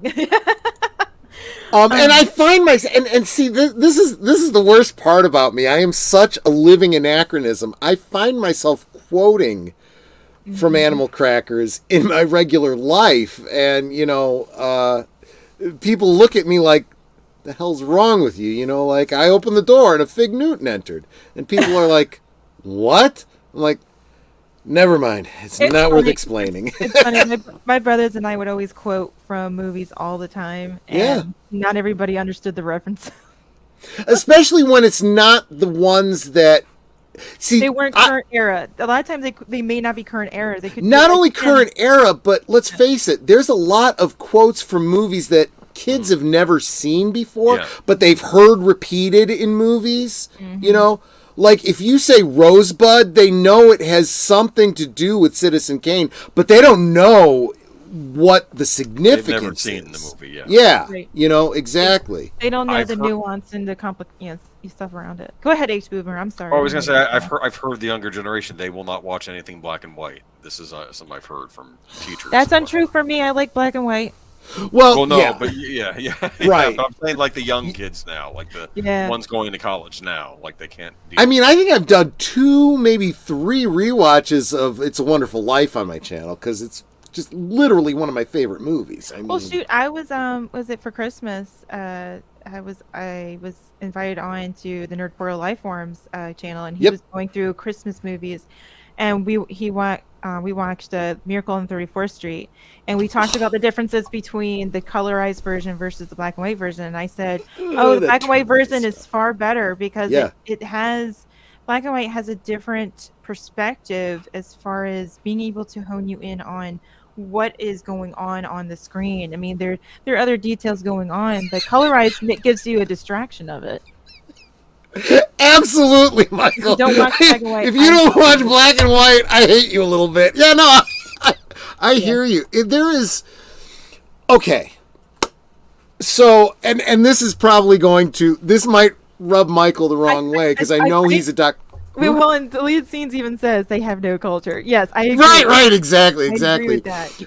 Evelyn, watch black and white and silent films. People who ignore them don't know what they're missing. Precisely. So, one of the things I've talked about early on my channel, I've got a video out there, not a live stream, but a video from, it's like one of my first videos.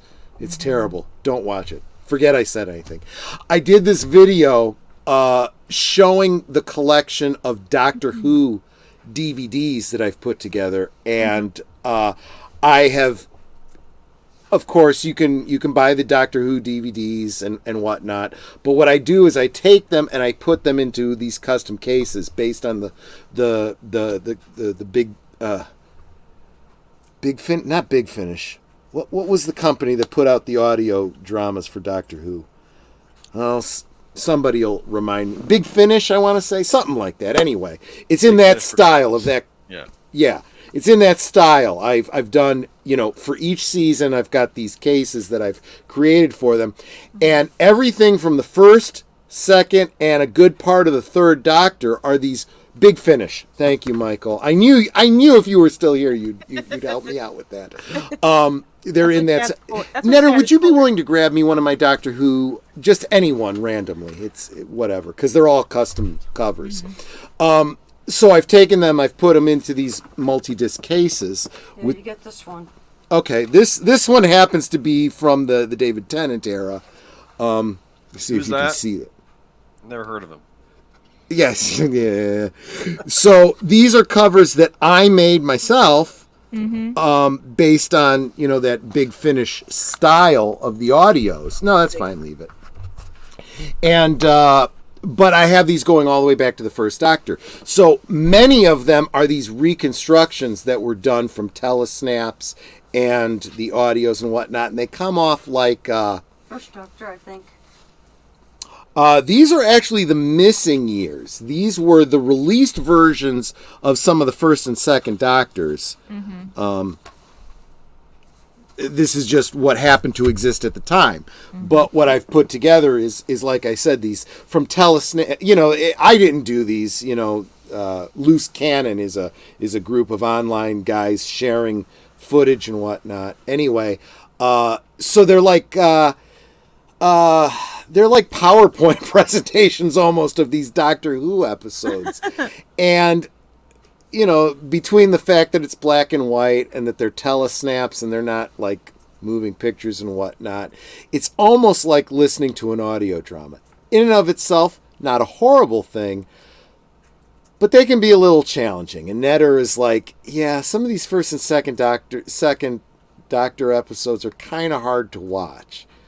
Oh no. And I understand totally what she's saying. And then what's kind of cool is BBC went ahead and put out they instead of having to deal with that, they would take the audio and they would sync it up with, they would make animated versions, which are better. And so I have all of those too, and I keep up with all of that. But yeah, I get that black and white tells the modern audience, this is old, this is probably boring, this isn't good.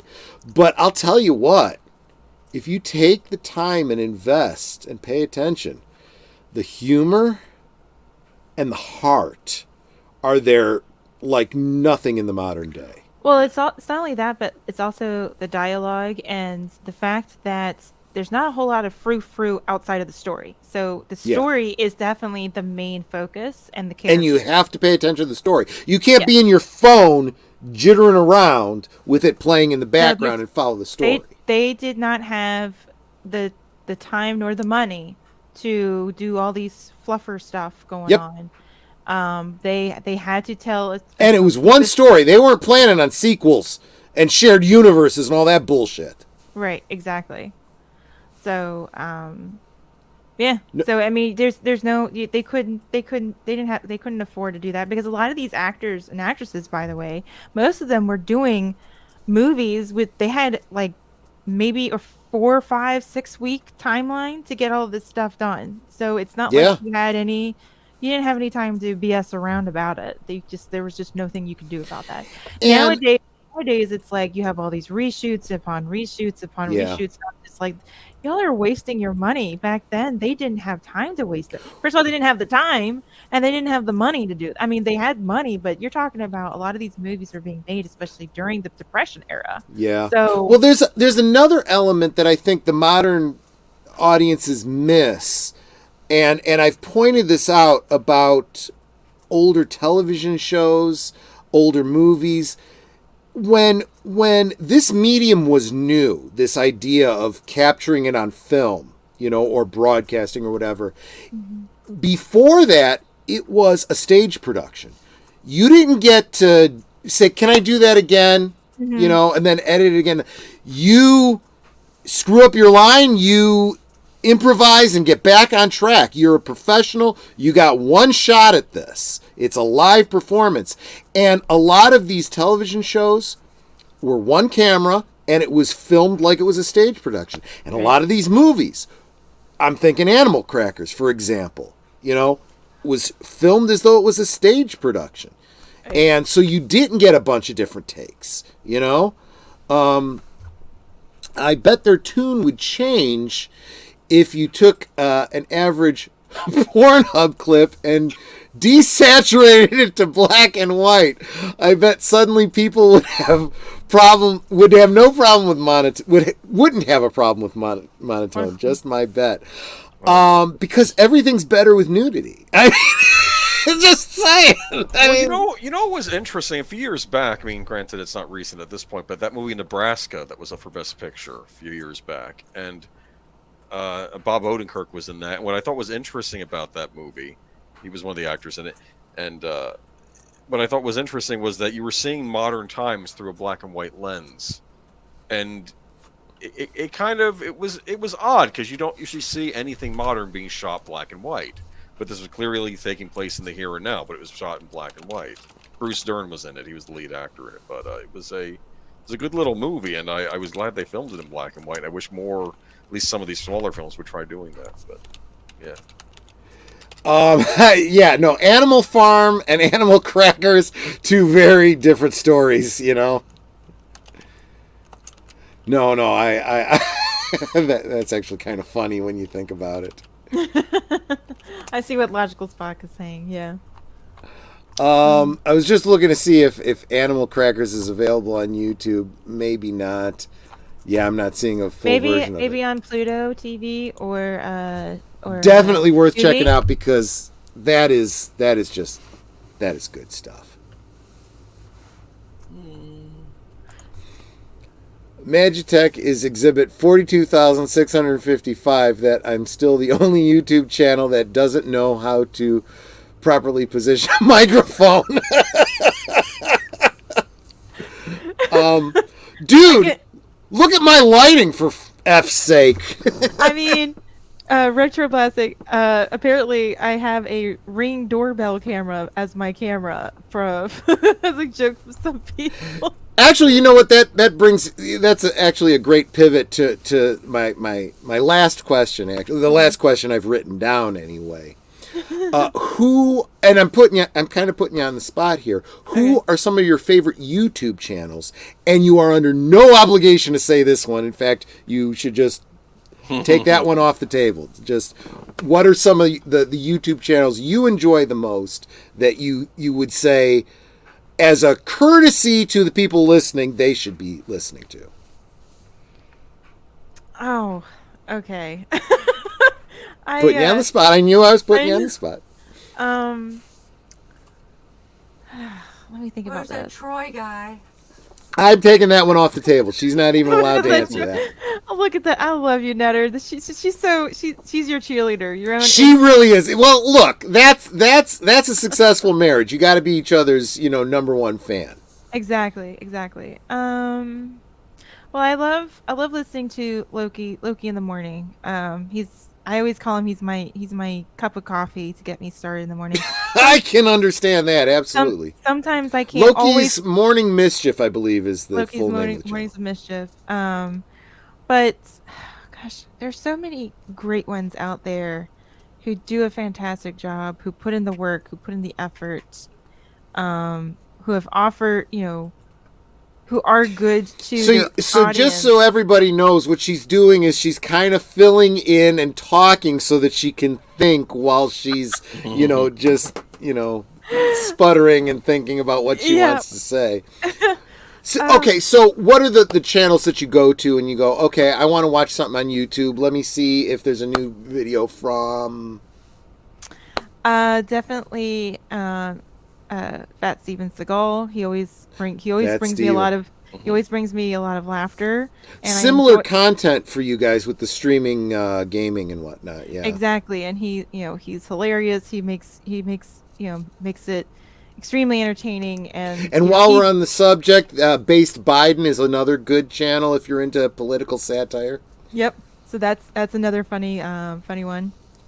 Another good channel to listen to is Pop Culture Minefield. Yep. They always like to have good. It's not just necessarily has to be positive. It can just be really good, nuanced discussion of what is going on in entertainment. And also, they've been doing a series themselves of, dangerous military nerds. So it's a bunch of military guys getting together and nerding out about stuff. And they are going through a series of shows and movies that they enjoy and they love, and they do point out flaws, but they are interested in the shows or movies themselves. And then another good channel to really shout out for is Jacob Ironside. He's just starting out. I think he's been over 100 so subs, and he's been doing a show every Tuesday night. I think sometimes it starts at 8 and sometimes it starts at 9 Eastern time for me, but he's been talks about not just sci-fi movies, but talking about movies like 12 Angry Men, and I've been on his panel to talk about that. Yeah, good one. That was a good movie, and I mean to talk about, and we had watch that one back to back with Mr. Smith Goes to Washington, folks. Just saying. Yeah, good movies, by the way. Mr. Smith Goes to Washington was pre Jimmy Stewart World War II, so That was before he went to war, and then I think It's a Wonderful Life was as soon as he got back. Yeah, yeah, that's when he had PTSD. At that they didn't call it PTSD back then yet, but they called it shell shock. Yeah, but it was definitely PTSD. I mean, you could see it on the screen. And then what's another one? Another good channel to shout out is who's putting in the work and really doing a good job. I'm trying to think of other channels, and there's so many that I could list. I'm thinking of all the channels that I see you on in the chat, and I'm like, her brain's got to be going in overload. But that's kind of why I threw it at you. Well, and there's so many good ones out there, because I think everybody, they all bring their own unique perspective of things, and they also bring their unique passion. You know, what are you most passionate about? People bring what they love. Mr. J's not bad. You could check him out. He's got some good stuff once in a while. Mwah. He's so. He and I are gonna butt heads over the Mandalorian too, but that's okay. I like everything else he does. He always, but you know what? He does it with a smile. He does everything with a smile. And I love you can hear it in his voice. Mm-hmm. Definitely check out Joker's Voice. I mean, there's so many great channels out there that I could, Let me tell you something. I think most of your followers that came over here today are specifically because of Mr. J. He was on 2 streams today promoting. Go check out Troy's channel because Magitek Mags is going to be on. Support her. Screw that Troy guy, but go support Magitek Mags. Oh. No, he didn't say that. Oh. I think it was implied. No. Mr. J is such a good soul. I love him to death. Right. I don't think I've ever seen him talk bad about anybody. He's always there for everyone else. Oh, he talks bad about Kathleen Kennedy, but she's got that coming. Well, I mean, he kind of deserved that. Right. Nobody who deserves it. They were all bad. Yeah, no, that's absolutely right. Oh, Lady Mist is still here. Hey, girl. Hey. I see her in the chat. She is so encouraging. She really is. She is. But, so anyway, is there anything you've got coming up in the next week that you want people to know about, whether it's on your channel or where you're going to be or whatever? Well, I could be on Culture's Sunday late show this Sunday. Culture Casino? Yes, I could be. Oh, he is so awesome. If you got an opportunity, do it. Tell him I said hi. So I'm going to see if I can get onto that this Sunday. The only thing is that it is like 11 o'clock my time, so I'm kind of, it's a matter of trying to make sure. I gotta tell you this, Mags, though, for Culture Casino, I would stay up all night if I had to, because that. Well, no, see, I got a personal reason, right? So, he and Tom Connors and some others, they do that the karaoke from time to time. Mm-hmm. And about a year and a half ago or so, when my brother passed, I dropped some coins on him and asked him to do someone to do the song "He Ain't Heavy, He's My Brother." And those guys didn't know the song, and they struggled. And Culture's like, guys, I'm going to drop out for a little bit. He drops out. He listened to the song. He came back and said, I want to do this for Troy. I'm going to do my best. It's not going to be great. Don't know this song, but I listened, and I think I can do it passably. And he sang the song for me. And I'm like, this guy, I will support his channel. I will listen every time I can. I'll hit a like on every. He is just Culture good is another. people. It's another good soul too. Oh yeah, he's always promoting other people. In fact, when I say hi to him in the chat, he's always like, check out Magitek Mag's channel. He does, and he's done that with me too. He sees me in the chat, and he does it with everybody. It's it's so great. This is what I'm talking about. These bigger channels, like I said, like Retro Blasting and Pops on Pop Culture and Poly Latino Slant, these guys that are these big channels, how do they even notice you? You know, and they're just so down to earth. Yeah, Tim, my brother, and I've talked about him a couple times on the channel, severely autistic. He wasn't really able to take care of himself, and my mother really dedicated her life to taking care of him. When she got too old, she got him set up in a group home, and it was during the coof, and it might be related, and we don't know. Yeah. It was rough for me. It's been rough on my whole family. But yeah, it's how people respond to you when stuff like that happens. Forget the content, forget the channel and whatnot. It's that human connection. There's a social aspect to this that you cannot overlook, and it's just, oh, hey Janet. Hey Janet. How you doing? Good to see you. Thanks so much for coming by. I appreciate seeing all the people in the community that I haven't seen in a while coming because Mags is here. So I so appreciate this is community. This is why I so appreciate all of you all. I say this every week.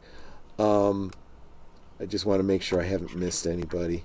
You guys are all awesome. Do you have a regular? Because I've watched your content, but it's really hard when you look back at people's like live streams and stuff. It's like streamed a week ago, streamed 2 months ago, and you don't. It's hard to tell when. It's not like a lot of my chill and chat streams are precisely to be random because that's when I actually have. That's when I have the time for it, but I also don't have a plan for it. So if you hit that notification bell when you subscribe to her, you kind of have to do that so you know when she goes live. There you exactly. Go. And then I might show up on Toxic Femme because now I'm looped into their stuff too, and hopefully I can. Were you as fired up as I was when Nina Infinity was on with Viva and Barnes?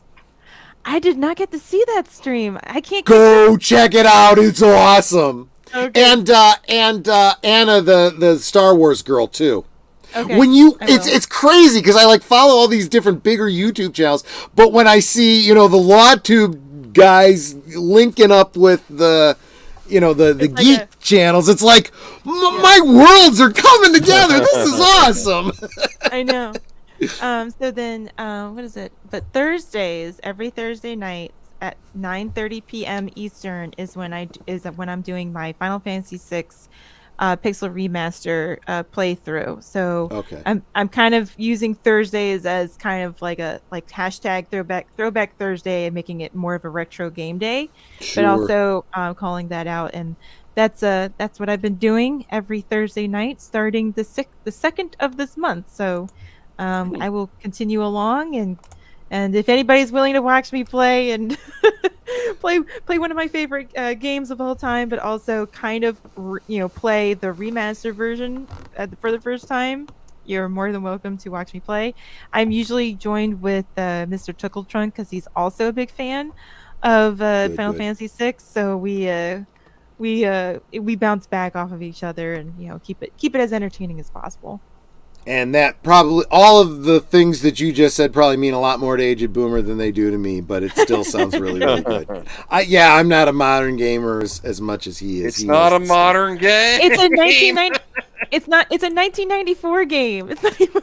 It's newer than Atari 2600. It's a modern game as far as I'm concerned.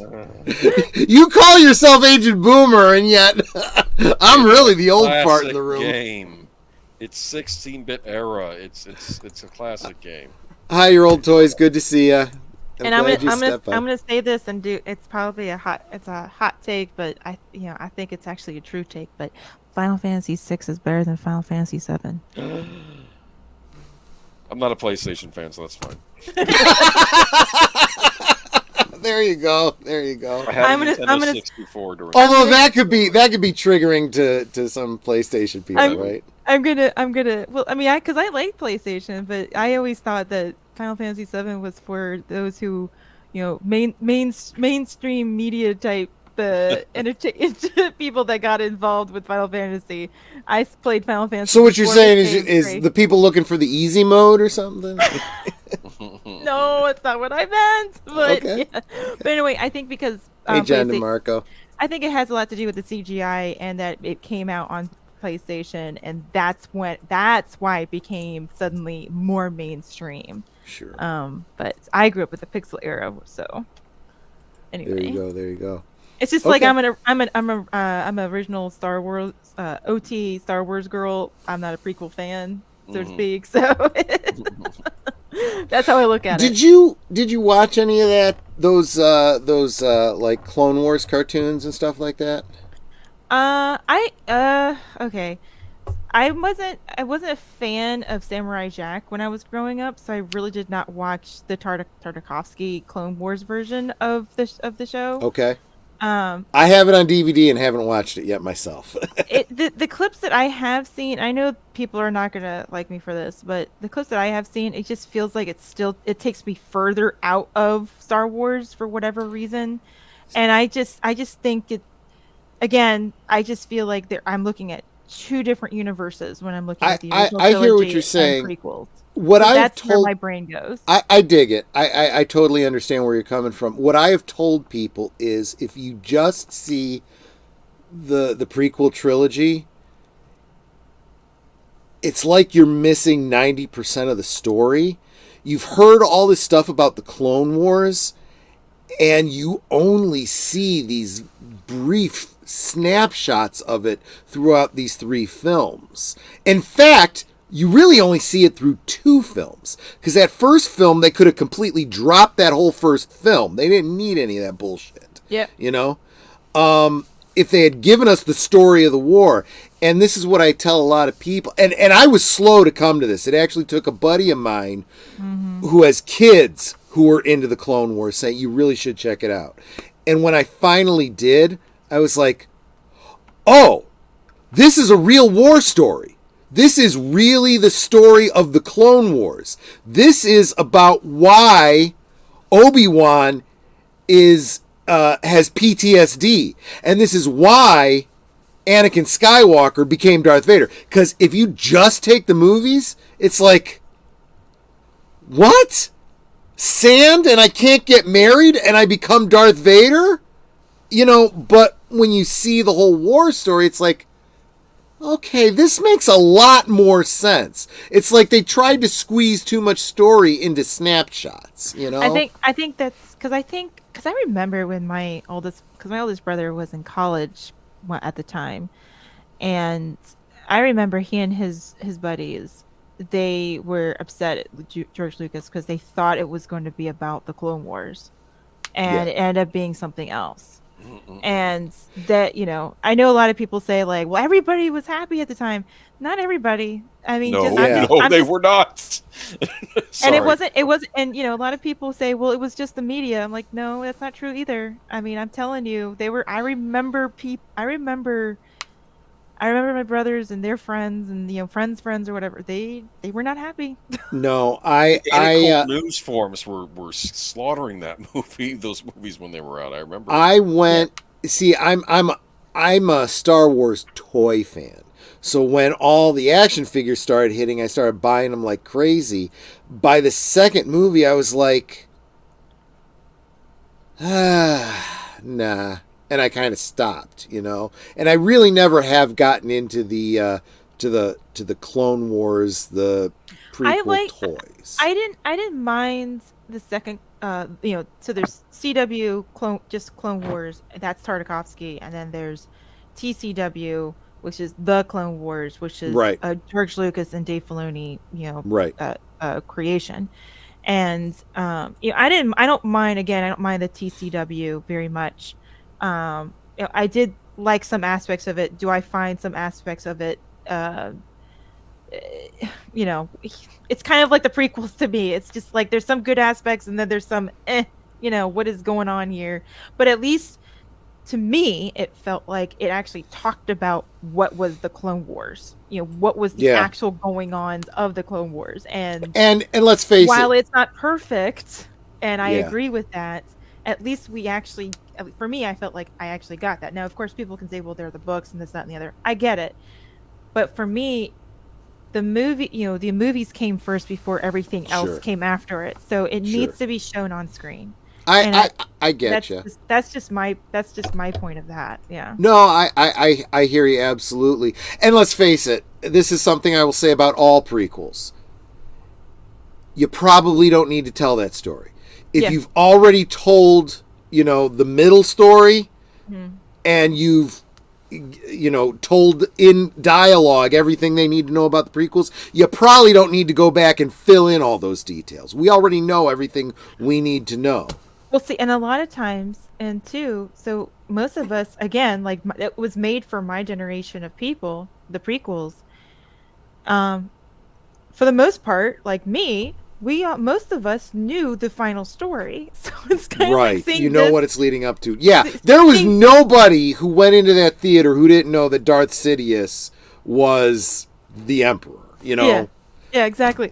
And when you see the same actor playing Palpatine, you're like, oh, Palpatine.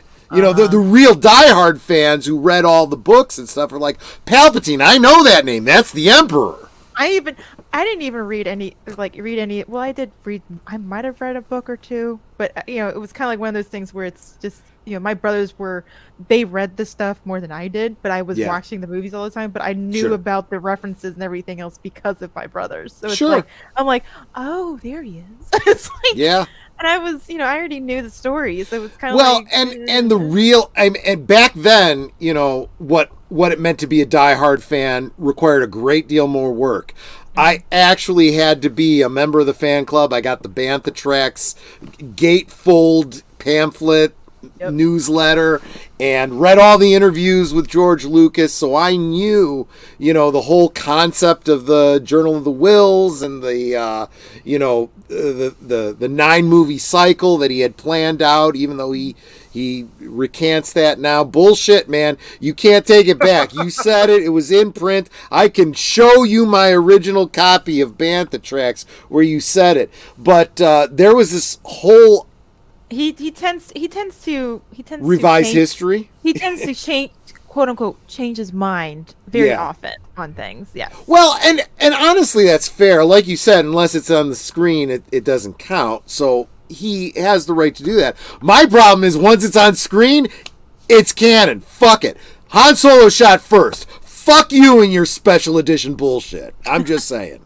Yeah, you can't remake the same scene over and over and over again to. Yeah, we've got 4 or 5 versions of that shootout. It's like, no, dude, get it right the first time. I don't see a special edition of 2001 or whatever. I know. For me, I'm like the only time that is the canon time is the one from 1977. That's all I'm gonna say. Amen. Before they even called it Episode 4, it was the Star Wars. Period. Done. But but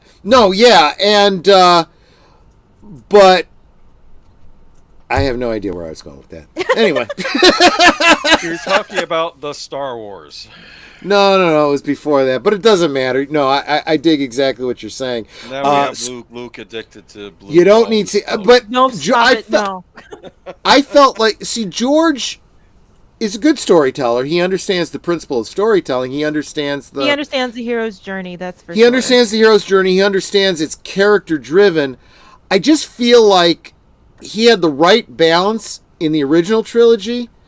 And then in the prequel trilogy, he got so focused on the characters, he lost the overarching stuff. And when he did focus on it at any point in the story, it was boring as fuck. He got into the politics and the Senate chamber debates, and it's like, these are the most boring parts of history, I understand they're important. Trade Federation and trade treaties and stuff. But and those are the things that you explain away with one line. When Tarkin comes in and says, the Emperor has, wiped away the old Senate. Now the regional governors will maintain control. It's like one or two lines and you're already caught up. You don't need to know and the fact that there was a Clone War before this. Yeah. And when you see all the allegories to things like World War II, especially like in the Imperial uniforms and just the word stormtrooper and stuff like that, it's like, okay, I get it. This is an allegory for World War II. So when they make a reference, I can extrapolate all that extra history on what the Clone Wars were and all that kind of stuff, you know? Right. But I mean, so if you think of the Clone Wars as World War I, and then everything in the rebellion era is like World War II, okay, so I kind of dig that. I get that. I understand it. Unfortunately, by the time you get to doing the prequels, you're dealing with a generation who has no friggin' clue what World War I and World War II were. It's all German, right? So it's the same thing. There's no either first of all, they either weren't taught right in schools to begin with, or raised. That's what happens when you have a public school system. Yep, raised by parents who are not mentally and physically present for their children either. True. Or they just choose to ignore it. They don't have any kind of reference to it at all. They just completely choose to ignore it. For me, I already knew those references because I grew up. My dad was in the Navy. You know, I grew up learning, and again, I grew up with older movies, so I understood these references. Do you know where your dad did his fleet time? No, he didn't. He didn't fight in a war. He was more onshore. If that I don't know. Oh, okay. More of a. I can't say where because I don't want to dox myself too much. That's fine. But, Okay, that's fine. But he didn't fight in a war. I think Okay. I think it was too That's late. right. It was probably You are too significantly younger than me. That's fine. late. But I think he was later, and I think Sure. at that point it was. Yeah, kind of no. Yeah, time. I people in my age group, Desert Storm was like, well, it was kind of combat. I hurt myself in practice. Yeah, see, he didn't fight there. He was out of the Navy, but well before that. So. Oh, okay. Okay. Yeah. Okay. Fair enough. Yeah, my dad was Vietnam era, and he served aboard a tanker called the Pensacola. So all the ships that were going into and out of the Bay of Tonkin were getting fueled up by his ship. So. Neat. And what did he do on the ship? He was a barber. No, right? Seriously, he was a barber. You need those. Well, you got to keep them high and tight. High and tight. But hey man, good to see you. Oh, and he's saying hi to Mags too. There you go. That's very nice of you to say, though. I don't know if I'm just awesome in size, but I'll take it either way. But anyway, so yeah, that's just where So that means you're not watching any of this Mandalorian stuff. No, I'm not. Maybe someday, or maybe I'm just gonna wait until all the episodes are out or something like that. But I don't blame you for that. I didn't even watch Andor. I got so. I have heard more about Andor listening to Robert Barnes than I've actually seen the episodes. Right.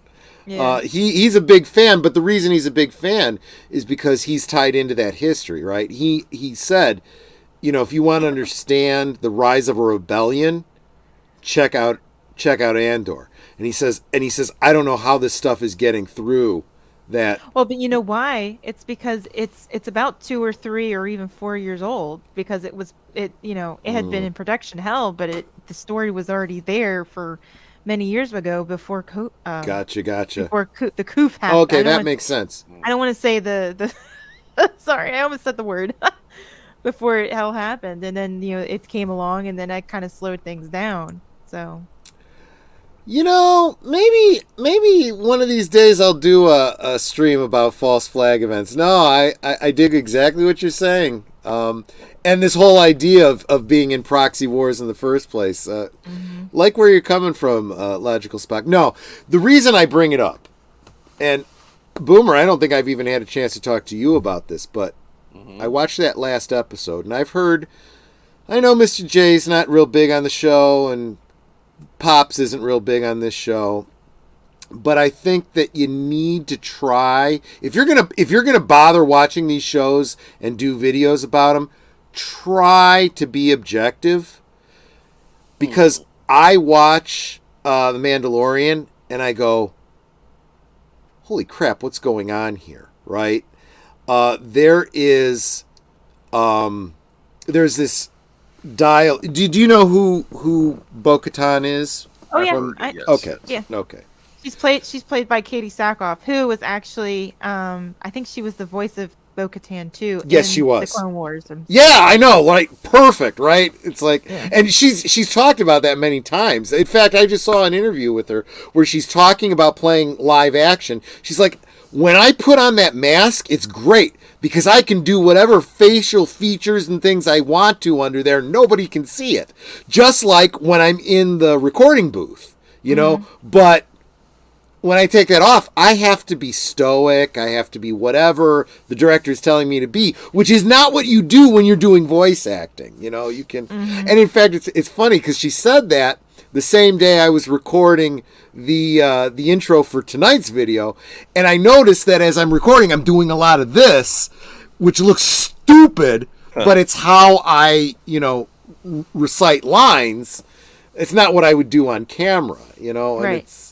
I totally dig what she was saying. But anyway, so Bo-Katan, during the Clone Wars era in that storyline for a while, she led all of Mandalore, and she wielded the Darksaber and whatnot, and her arrogance, kind of led to the fall of Mandalore, and she knows this, and she would have been completely humbled, but then she started the Death Watch, and we saw them in The Mandalorian, and they've left her now because she lost the Darksaber, and I don't know, whatever.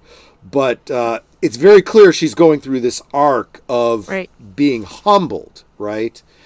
But she's wielded that Darksaber before. She knows how to use it. Din clearly doesn't. He's all up in his head, and he's got all this guilt, and he's, whatever. So he's going through his journey too. There was this great dialogue in the last episode between these two. And it caused me to stop and look at Netter and go, this is no longer dialogue for the show. This is like they're trying to frickin' talk to the fandom. So this is the dialogue between Din and Bo. Din says, it's hard to believe. They're in the ruins of Mandalore. It's been bombed out. It's hard to believe that this was once filled with our kind. And she responds, it wasn't that long ago. You'd never know it looking at all this destruction. It looks like it's been centuries. The Empire set out to punish us, to wipe away our memory. It must pain you to see it like this after witnessing its beauty. What pains me is knowing our kind fight one another time and time again, killing each other for reasons too confusing to explain. It made us weak. We had no hope of resisting being smashed by the fist of the Empire. And when I'm listening to that, I'm like, this is Favreau talking about the fandom, and Lucasfilm is the Empire. It's like, holy crap, how does no one else see this? And when she says to wipe away our memory, I was like, forget the past, kill it if you have to. Right. Yeah, that's what the Empire does. That's what Kathleen Kennedy has done. And it's like, it is so sad. And it's like, and I think this, Jon Favreau plays the character of Paz Vizsla in it couldn't be more clear if Paz Vizsla took off his helmet and looked into the camera and said, I'm trying to fix this thing. Honestly, I am. I understand. We got to work together, folks. It's like, dude, I'm kind of done with Star Wars, but I kind of understand what Favreau's trying to do. It's like, Man. It is. It's hard to. I don't. It's just like with everything, all of our IPs. It can't be necessarily fixed right now. It's just a matter of trying to give us the best with what they can do for for what they can possibly give us. But for me, in my opinion, I think a lot of these IPs they've been abused to death by people. Cultural vandalism. Yeah, cultural vandalism. They have been abused to death, and they have not been properly handled or taken care of. And I feel like they need to kind of rest and the IPs themselves need to go through a rehab session, as in they need to rest, they need to have a vacation, and then once the disease has been purged out, so to speak, and real people come in and say, here, you have nothing to be afraid of. We'll take care of you. Then we can continue on with the stories. This is kind of what Tom Connors keeps talking about with the whole, they need to friggin' leave these things alone for a while. Get their heads together and come back to it. No, you're absolutely right. How are they going to get people to go to the hotel? They're not. Clearly, they're not. They're not getting getting them there anyway, because they are. Bob Iger came out and said, "Oh, we raised the prices too much in a rush to raise profits." I'm like, I can tell you multiple different. Either he's failed on that one. Yeah, either he's a clueless fool, which in some ways he is, but what really he's doing is he's putting the best spin he can on a effed up situation. Well, they're almost clearly they're not even at 50% capacity for the Star Wars hotel. Like it's terrible. I love how you're thinking, Logical Spock, but there's no way Jesse Ventura is coming on my show. I'd love it. I'd have a great conversation with him, but yeah, I won't hold my breath for that one. Although I said that once about retro blasting too, so who knows? You never know. But yeah, no, I get what you're saying, and look, this is what it comes down to. Fixed or not, it takes. I don't care if it's an established IP or something new. The only way it's going to be successful is if it's good. I know this is a shock to the modern generation, but you can't just copy and paste someone else's work. At some point, you need to do something yourself, whether it's tell the next story with good storytelling or tell a brand new story with good storytelling. If you didn't pay attention in your literature classes, if you haven't read the classics, if you don't know what the hero's journey is, if you believe this bullshit about forget all that old shit and glom onto the new, I'm sorry. You never let go of a rung of a ladder before you grab hold of the next one. And it takes every ladder beneath you to get to where you are.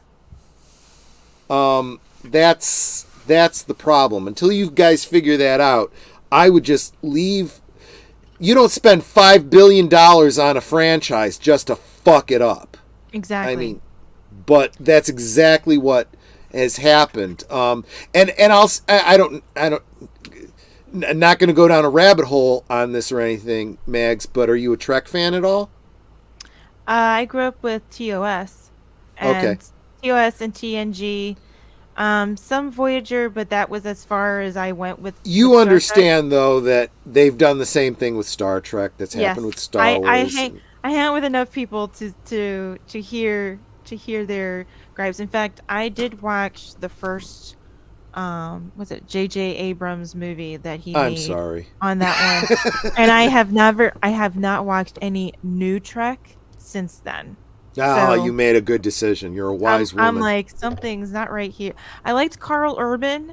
He was a good choice to be. The casting of all of those actors in that film were great. I thought it was relatively good and decent casting. I think it was just handled very poorly and did not capture what Star Trek really Perfect is. Example of somebody who doesn't understand storytelling. Did you see that Tim talk that J.J. Abrams did about the mystery box?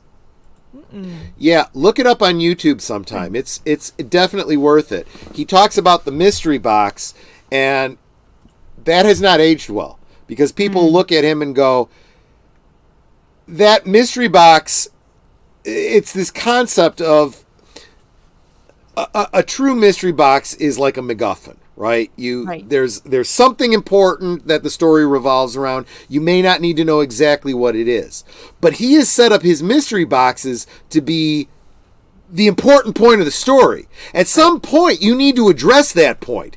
He goes into it not knowing how his story is going to end, and that is not how you tell a good story. Whereas you look at J. Michael Straczynski and Babylon 5. Oh, I love Babylon 5. He knew where that story was going before he started writing the beginning. He wrote it like a book. There was a beginning, a middle, and an end. Yep. Boom. In fact, the fact that it turned out as well as it did is a shock because he had it planned out for 5 seasons. And then after 3 seasons, he was told it was ending. So he's got that whole, oh, fuck, what am I going to do to fix this? And he pulled it off. Yep, I agree.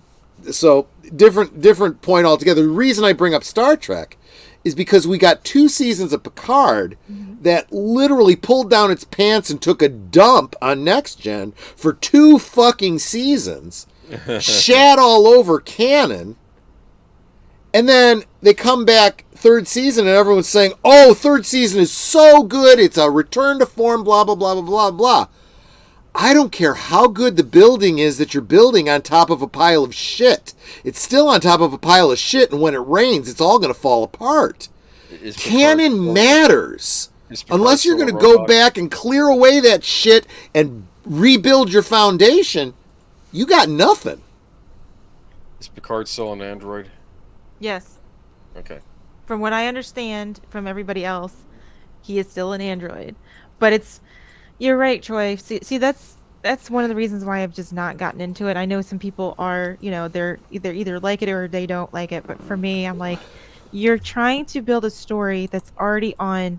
Real quick, I need to interrupt you. Cannoli Sasquatch, thank you so much for subscribing to me earlier today. And thank Mrs.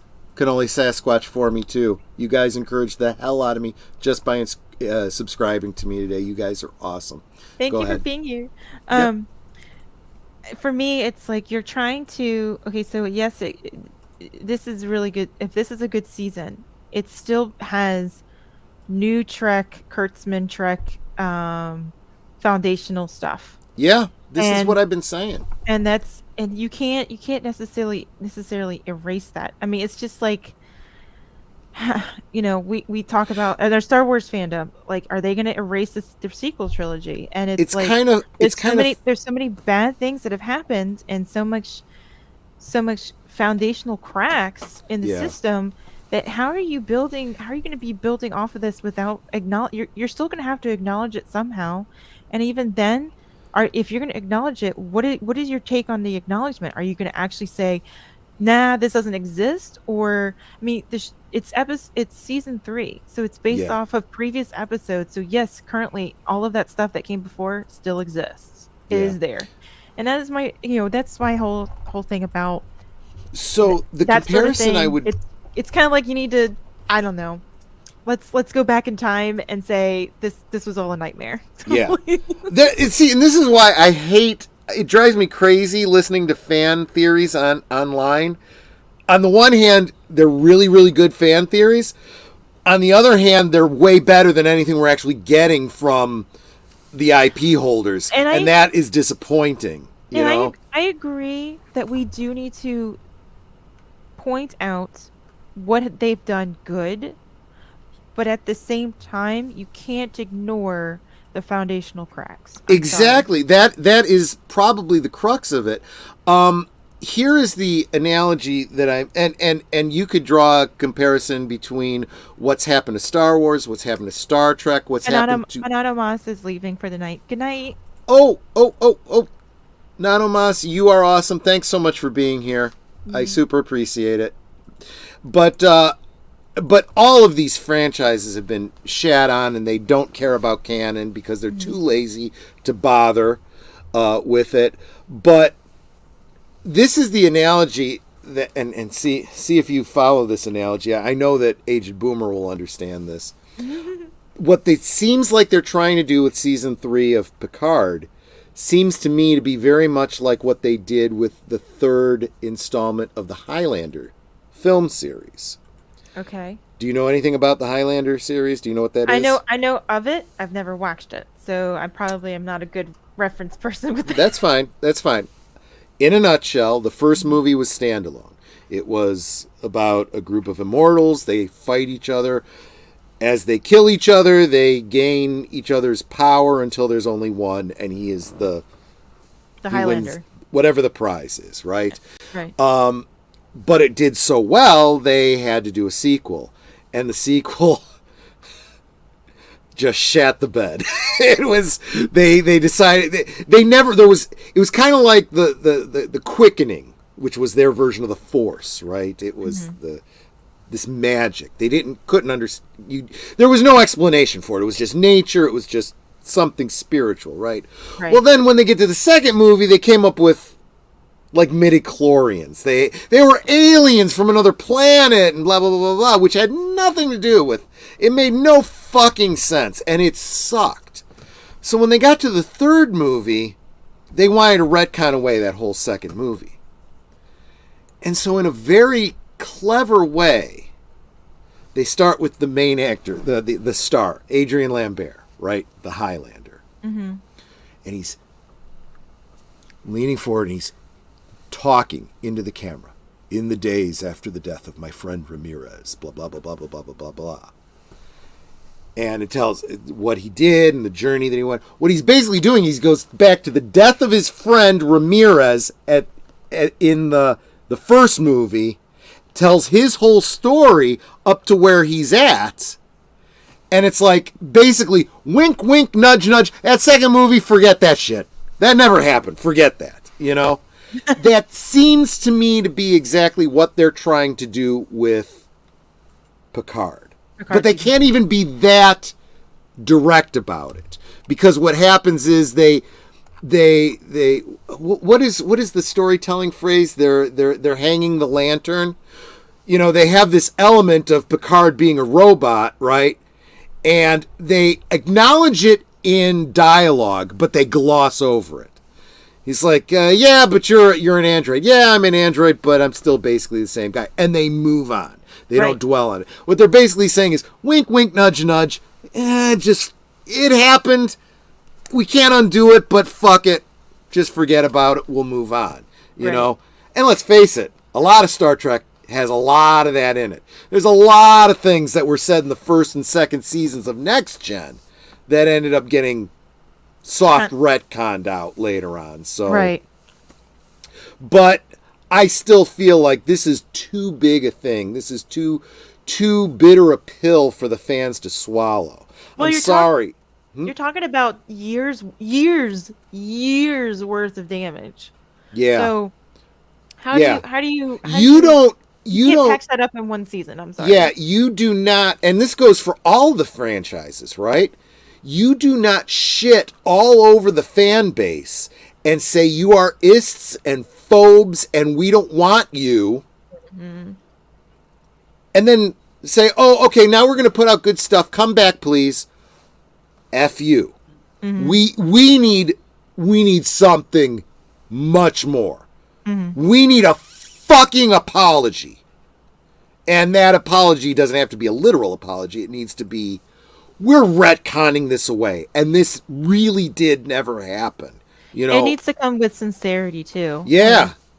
A lot of times what will have to happen is if it's a new group of people coming in. Speaking of, this is really on topic. Hail the lore. I agree 100% with that name. But thanks for coming by. Thanks for the subs. You that means so much. It really does. It really, really does. Good night, lore. For me, it would have to be, even if it's a new set of people, and I know it's not. Yeah. It's not something that they did, but they will have to, in order to create sincerity, they will have to have taken ownership of the terrible people that came before and say, but never talk about them, but say we apologize, take it ownership or whatever, but then moving forward, trying to create that relationship with the audience again.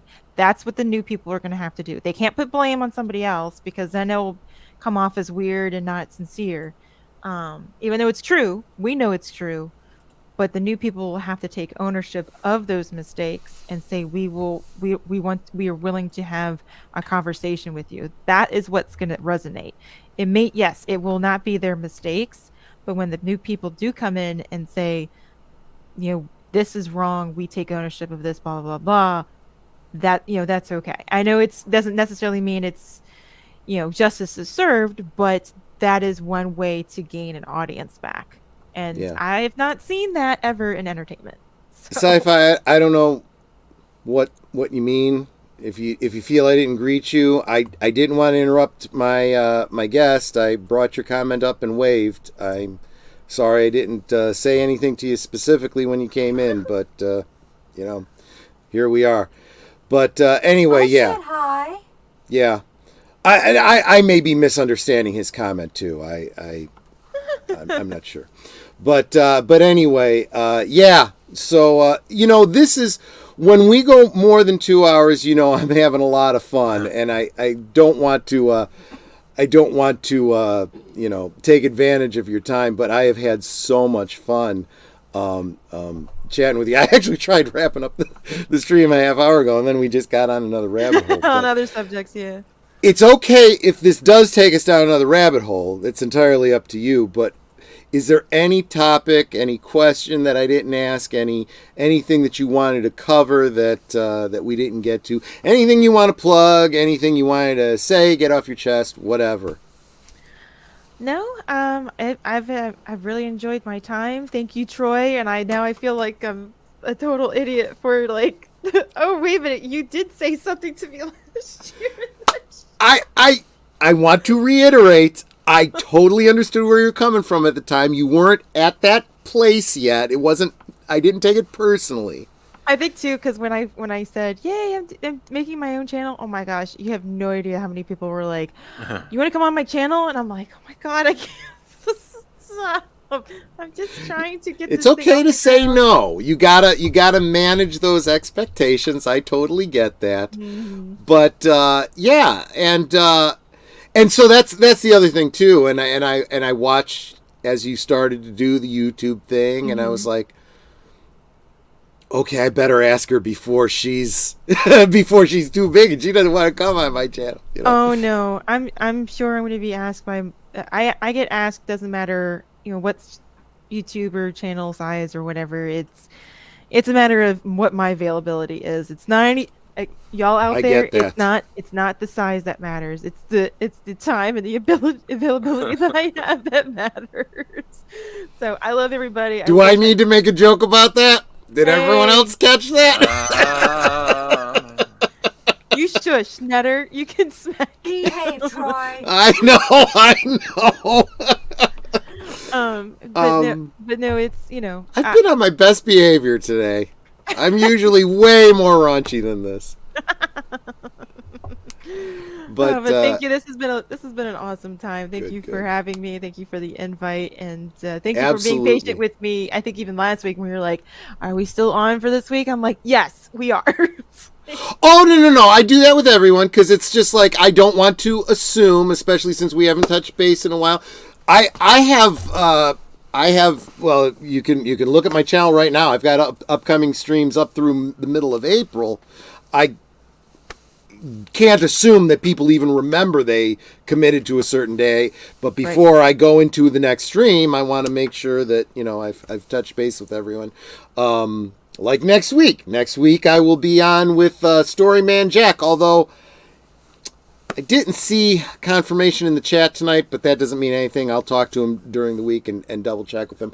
But Storyman Jack is, just what his name says. He's a story man, and he tells stories, and he's got great content. And since there's a lot of shit out there, and you're looking for entertainment, we talk about leave the franchises alone and start doing some new stuff. Storyman Jack is someone to check out because he's telling some new stories that you might be interested in. We'll talk with him more next week. But tomorrow night, I would encourage everyone to come hang out with myself and presumably Netter, assuming she's feeling better tomorrow, over on Big Al Presents at same time, 10 Eastern, 9 Central. Where we will be watching together, we'll be watching Streets of Fire for Michael Pare March. Great soundtrack. Don't remember the story really well. I'll have to get caught up with all the rest of you. I will be hosting it on Cosme, so you go to Big Al Presents, go to the stream. He'll have it pinned up at the top. You're going to need to have two things open so that you can watch it but still hear us commenting and chatting with you about it. It'll be a lot of fun. So that's tomorrow night. Sunday, what do we got going on Sunday, Age Boomer? Geeky Geezers, we have many a topic to talk about. There's some. I know. I still got to get those notes. More news on Ernie Hudson and Ghostbusters Afterlife sequel. So we'll talk a bit. Are you getting the same impression I am? I said it last week. Yeah. This is a negotiation thing going on. Yeah. Yeah. That's what I thought too. And other things going on like Beetlejuice sequel. Beetlejuice.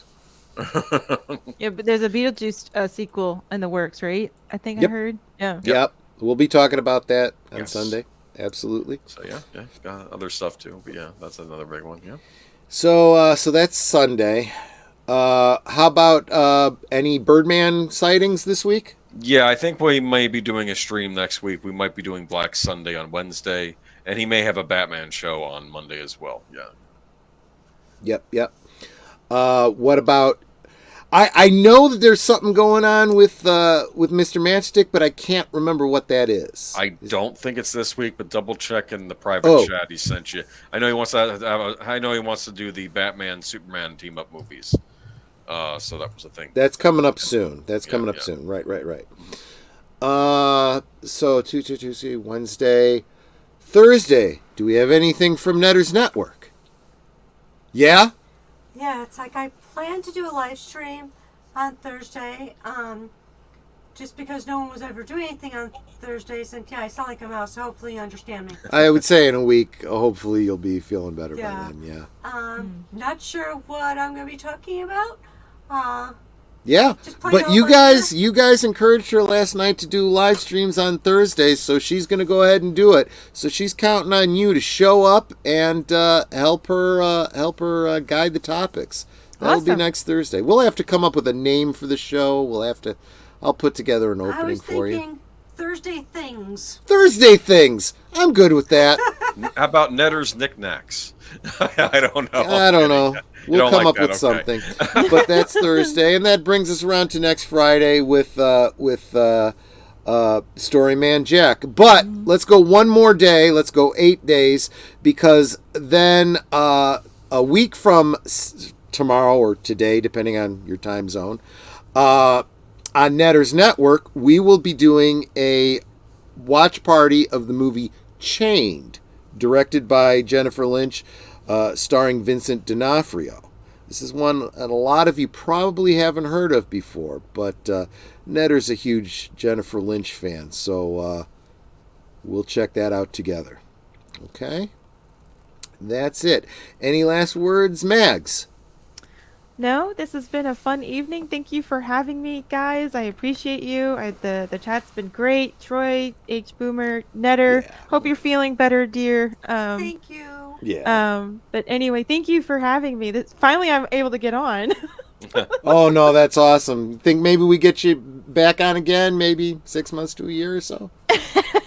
Maybe then you'll be monetized, and you may have a lot less time, but you know. Well, who knows what my YouTube journey is going to be. Don't forget us little guys when you're all big and over 1,000. Look, I grew up in the chats. There's no way I can forget the chats. You're awesome. You're awesome. Great. Boomer, any last words? No, like I said, hope to see you guys on Sunday. Yeah, absolutely. So of course the links for everyone on the panel, including Netter behind the screen there. down below, including, I mentioned Ryan Roger Athay in the opening. He's linked below, along with all of the streams that I mentioned that Mags is in, including the Toxic Femininity. Mm-hmm. Check it out. And Netter, you want to just give an abbreviated version? Don't stress yourself too much. No, I'm just moving close to the microphone so I don't sound quite so far away. Yeah. I always say that we can talk amongst ourselves, and that's all well, good, and fine, and it's fun. But it is so much more fun when you guys are joining us in the chat. You're dropping your comments, your questions, your trivia. You're just being goofy, whatever it may be. And it doesn't feel like we're separated by miles or even countries. It feels like we're all in the same room, just hanging out together and having a good time and enjoying each other's company. And, I always say that you guys are not just our friends. You're our family. We love you guys. We appreciate you. For everyone that was new to Troy's stream tonight, I did sub to you, and I appreciate the ones that subbed back to me, because I did end up with, I think, another 4 subs, so thank you very much for that. I appreciate it. Excuse me. Appreciate that. Deleted Scenes was dropping links for everyone, so please go back and subscribe to everybody. Together we grow, exactly. Together we grow. Orville Nation's always saying that. I was saying that last night on my 200 subscriber stream. If you haven't seen it, go back and take a look. Being kind of goofy, we had a nice little giveaway there, and we had some winners, so that was nice. But yeah, like I said, we really do appreciate you guys. Thank you for being here with us. You're super encouraging me and Troy, and we wouldn't be here if it wasn't for you guys. We wouldn't have any reason to be here if it wasn't for you guys. That's true. So thank you. So, great. Yeah, no, thanks. Great stream. Connie Cleary is suggesting Eclectic Thursdays with Netter. Lady Mist, everyone take care, Netter. Feel better. Thank you. Super appreciate that. Deleted Scenes dropping the links as fast as his little fingers can hit the buttons. You guys are awesome. At least Mags got to take a night off of blue wrenching and just talk. It's funny because even when I first started going on streams or whatever, I would still be modding in the background. Like I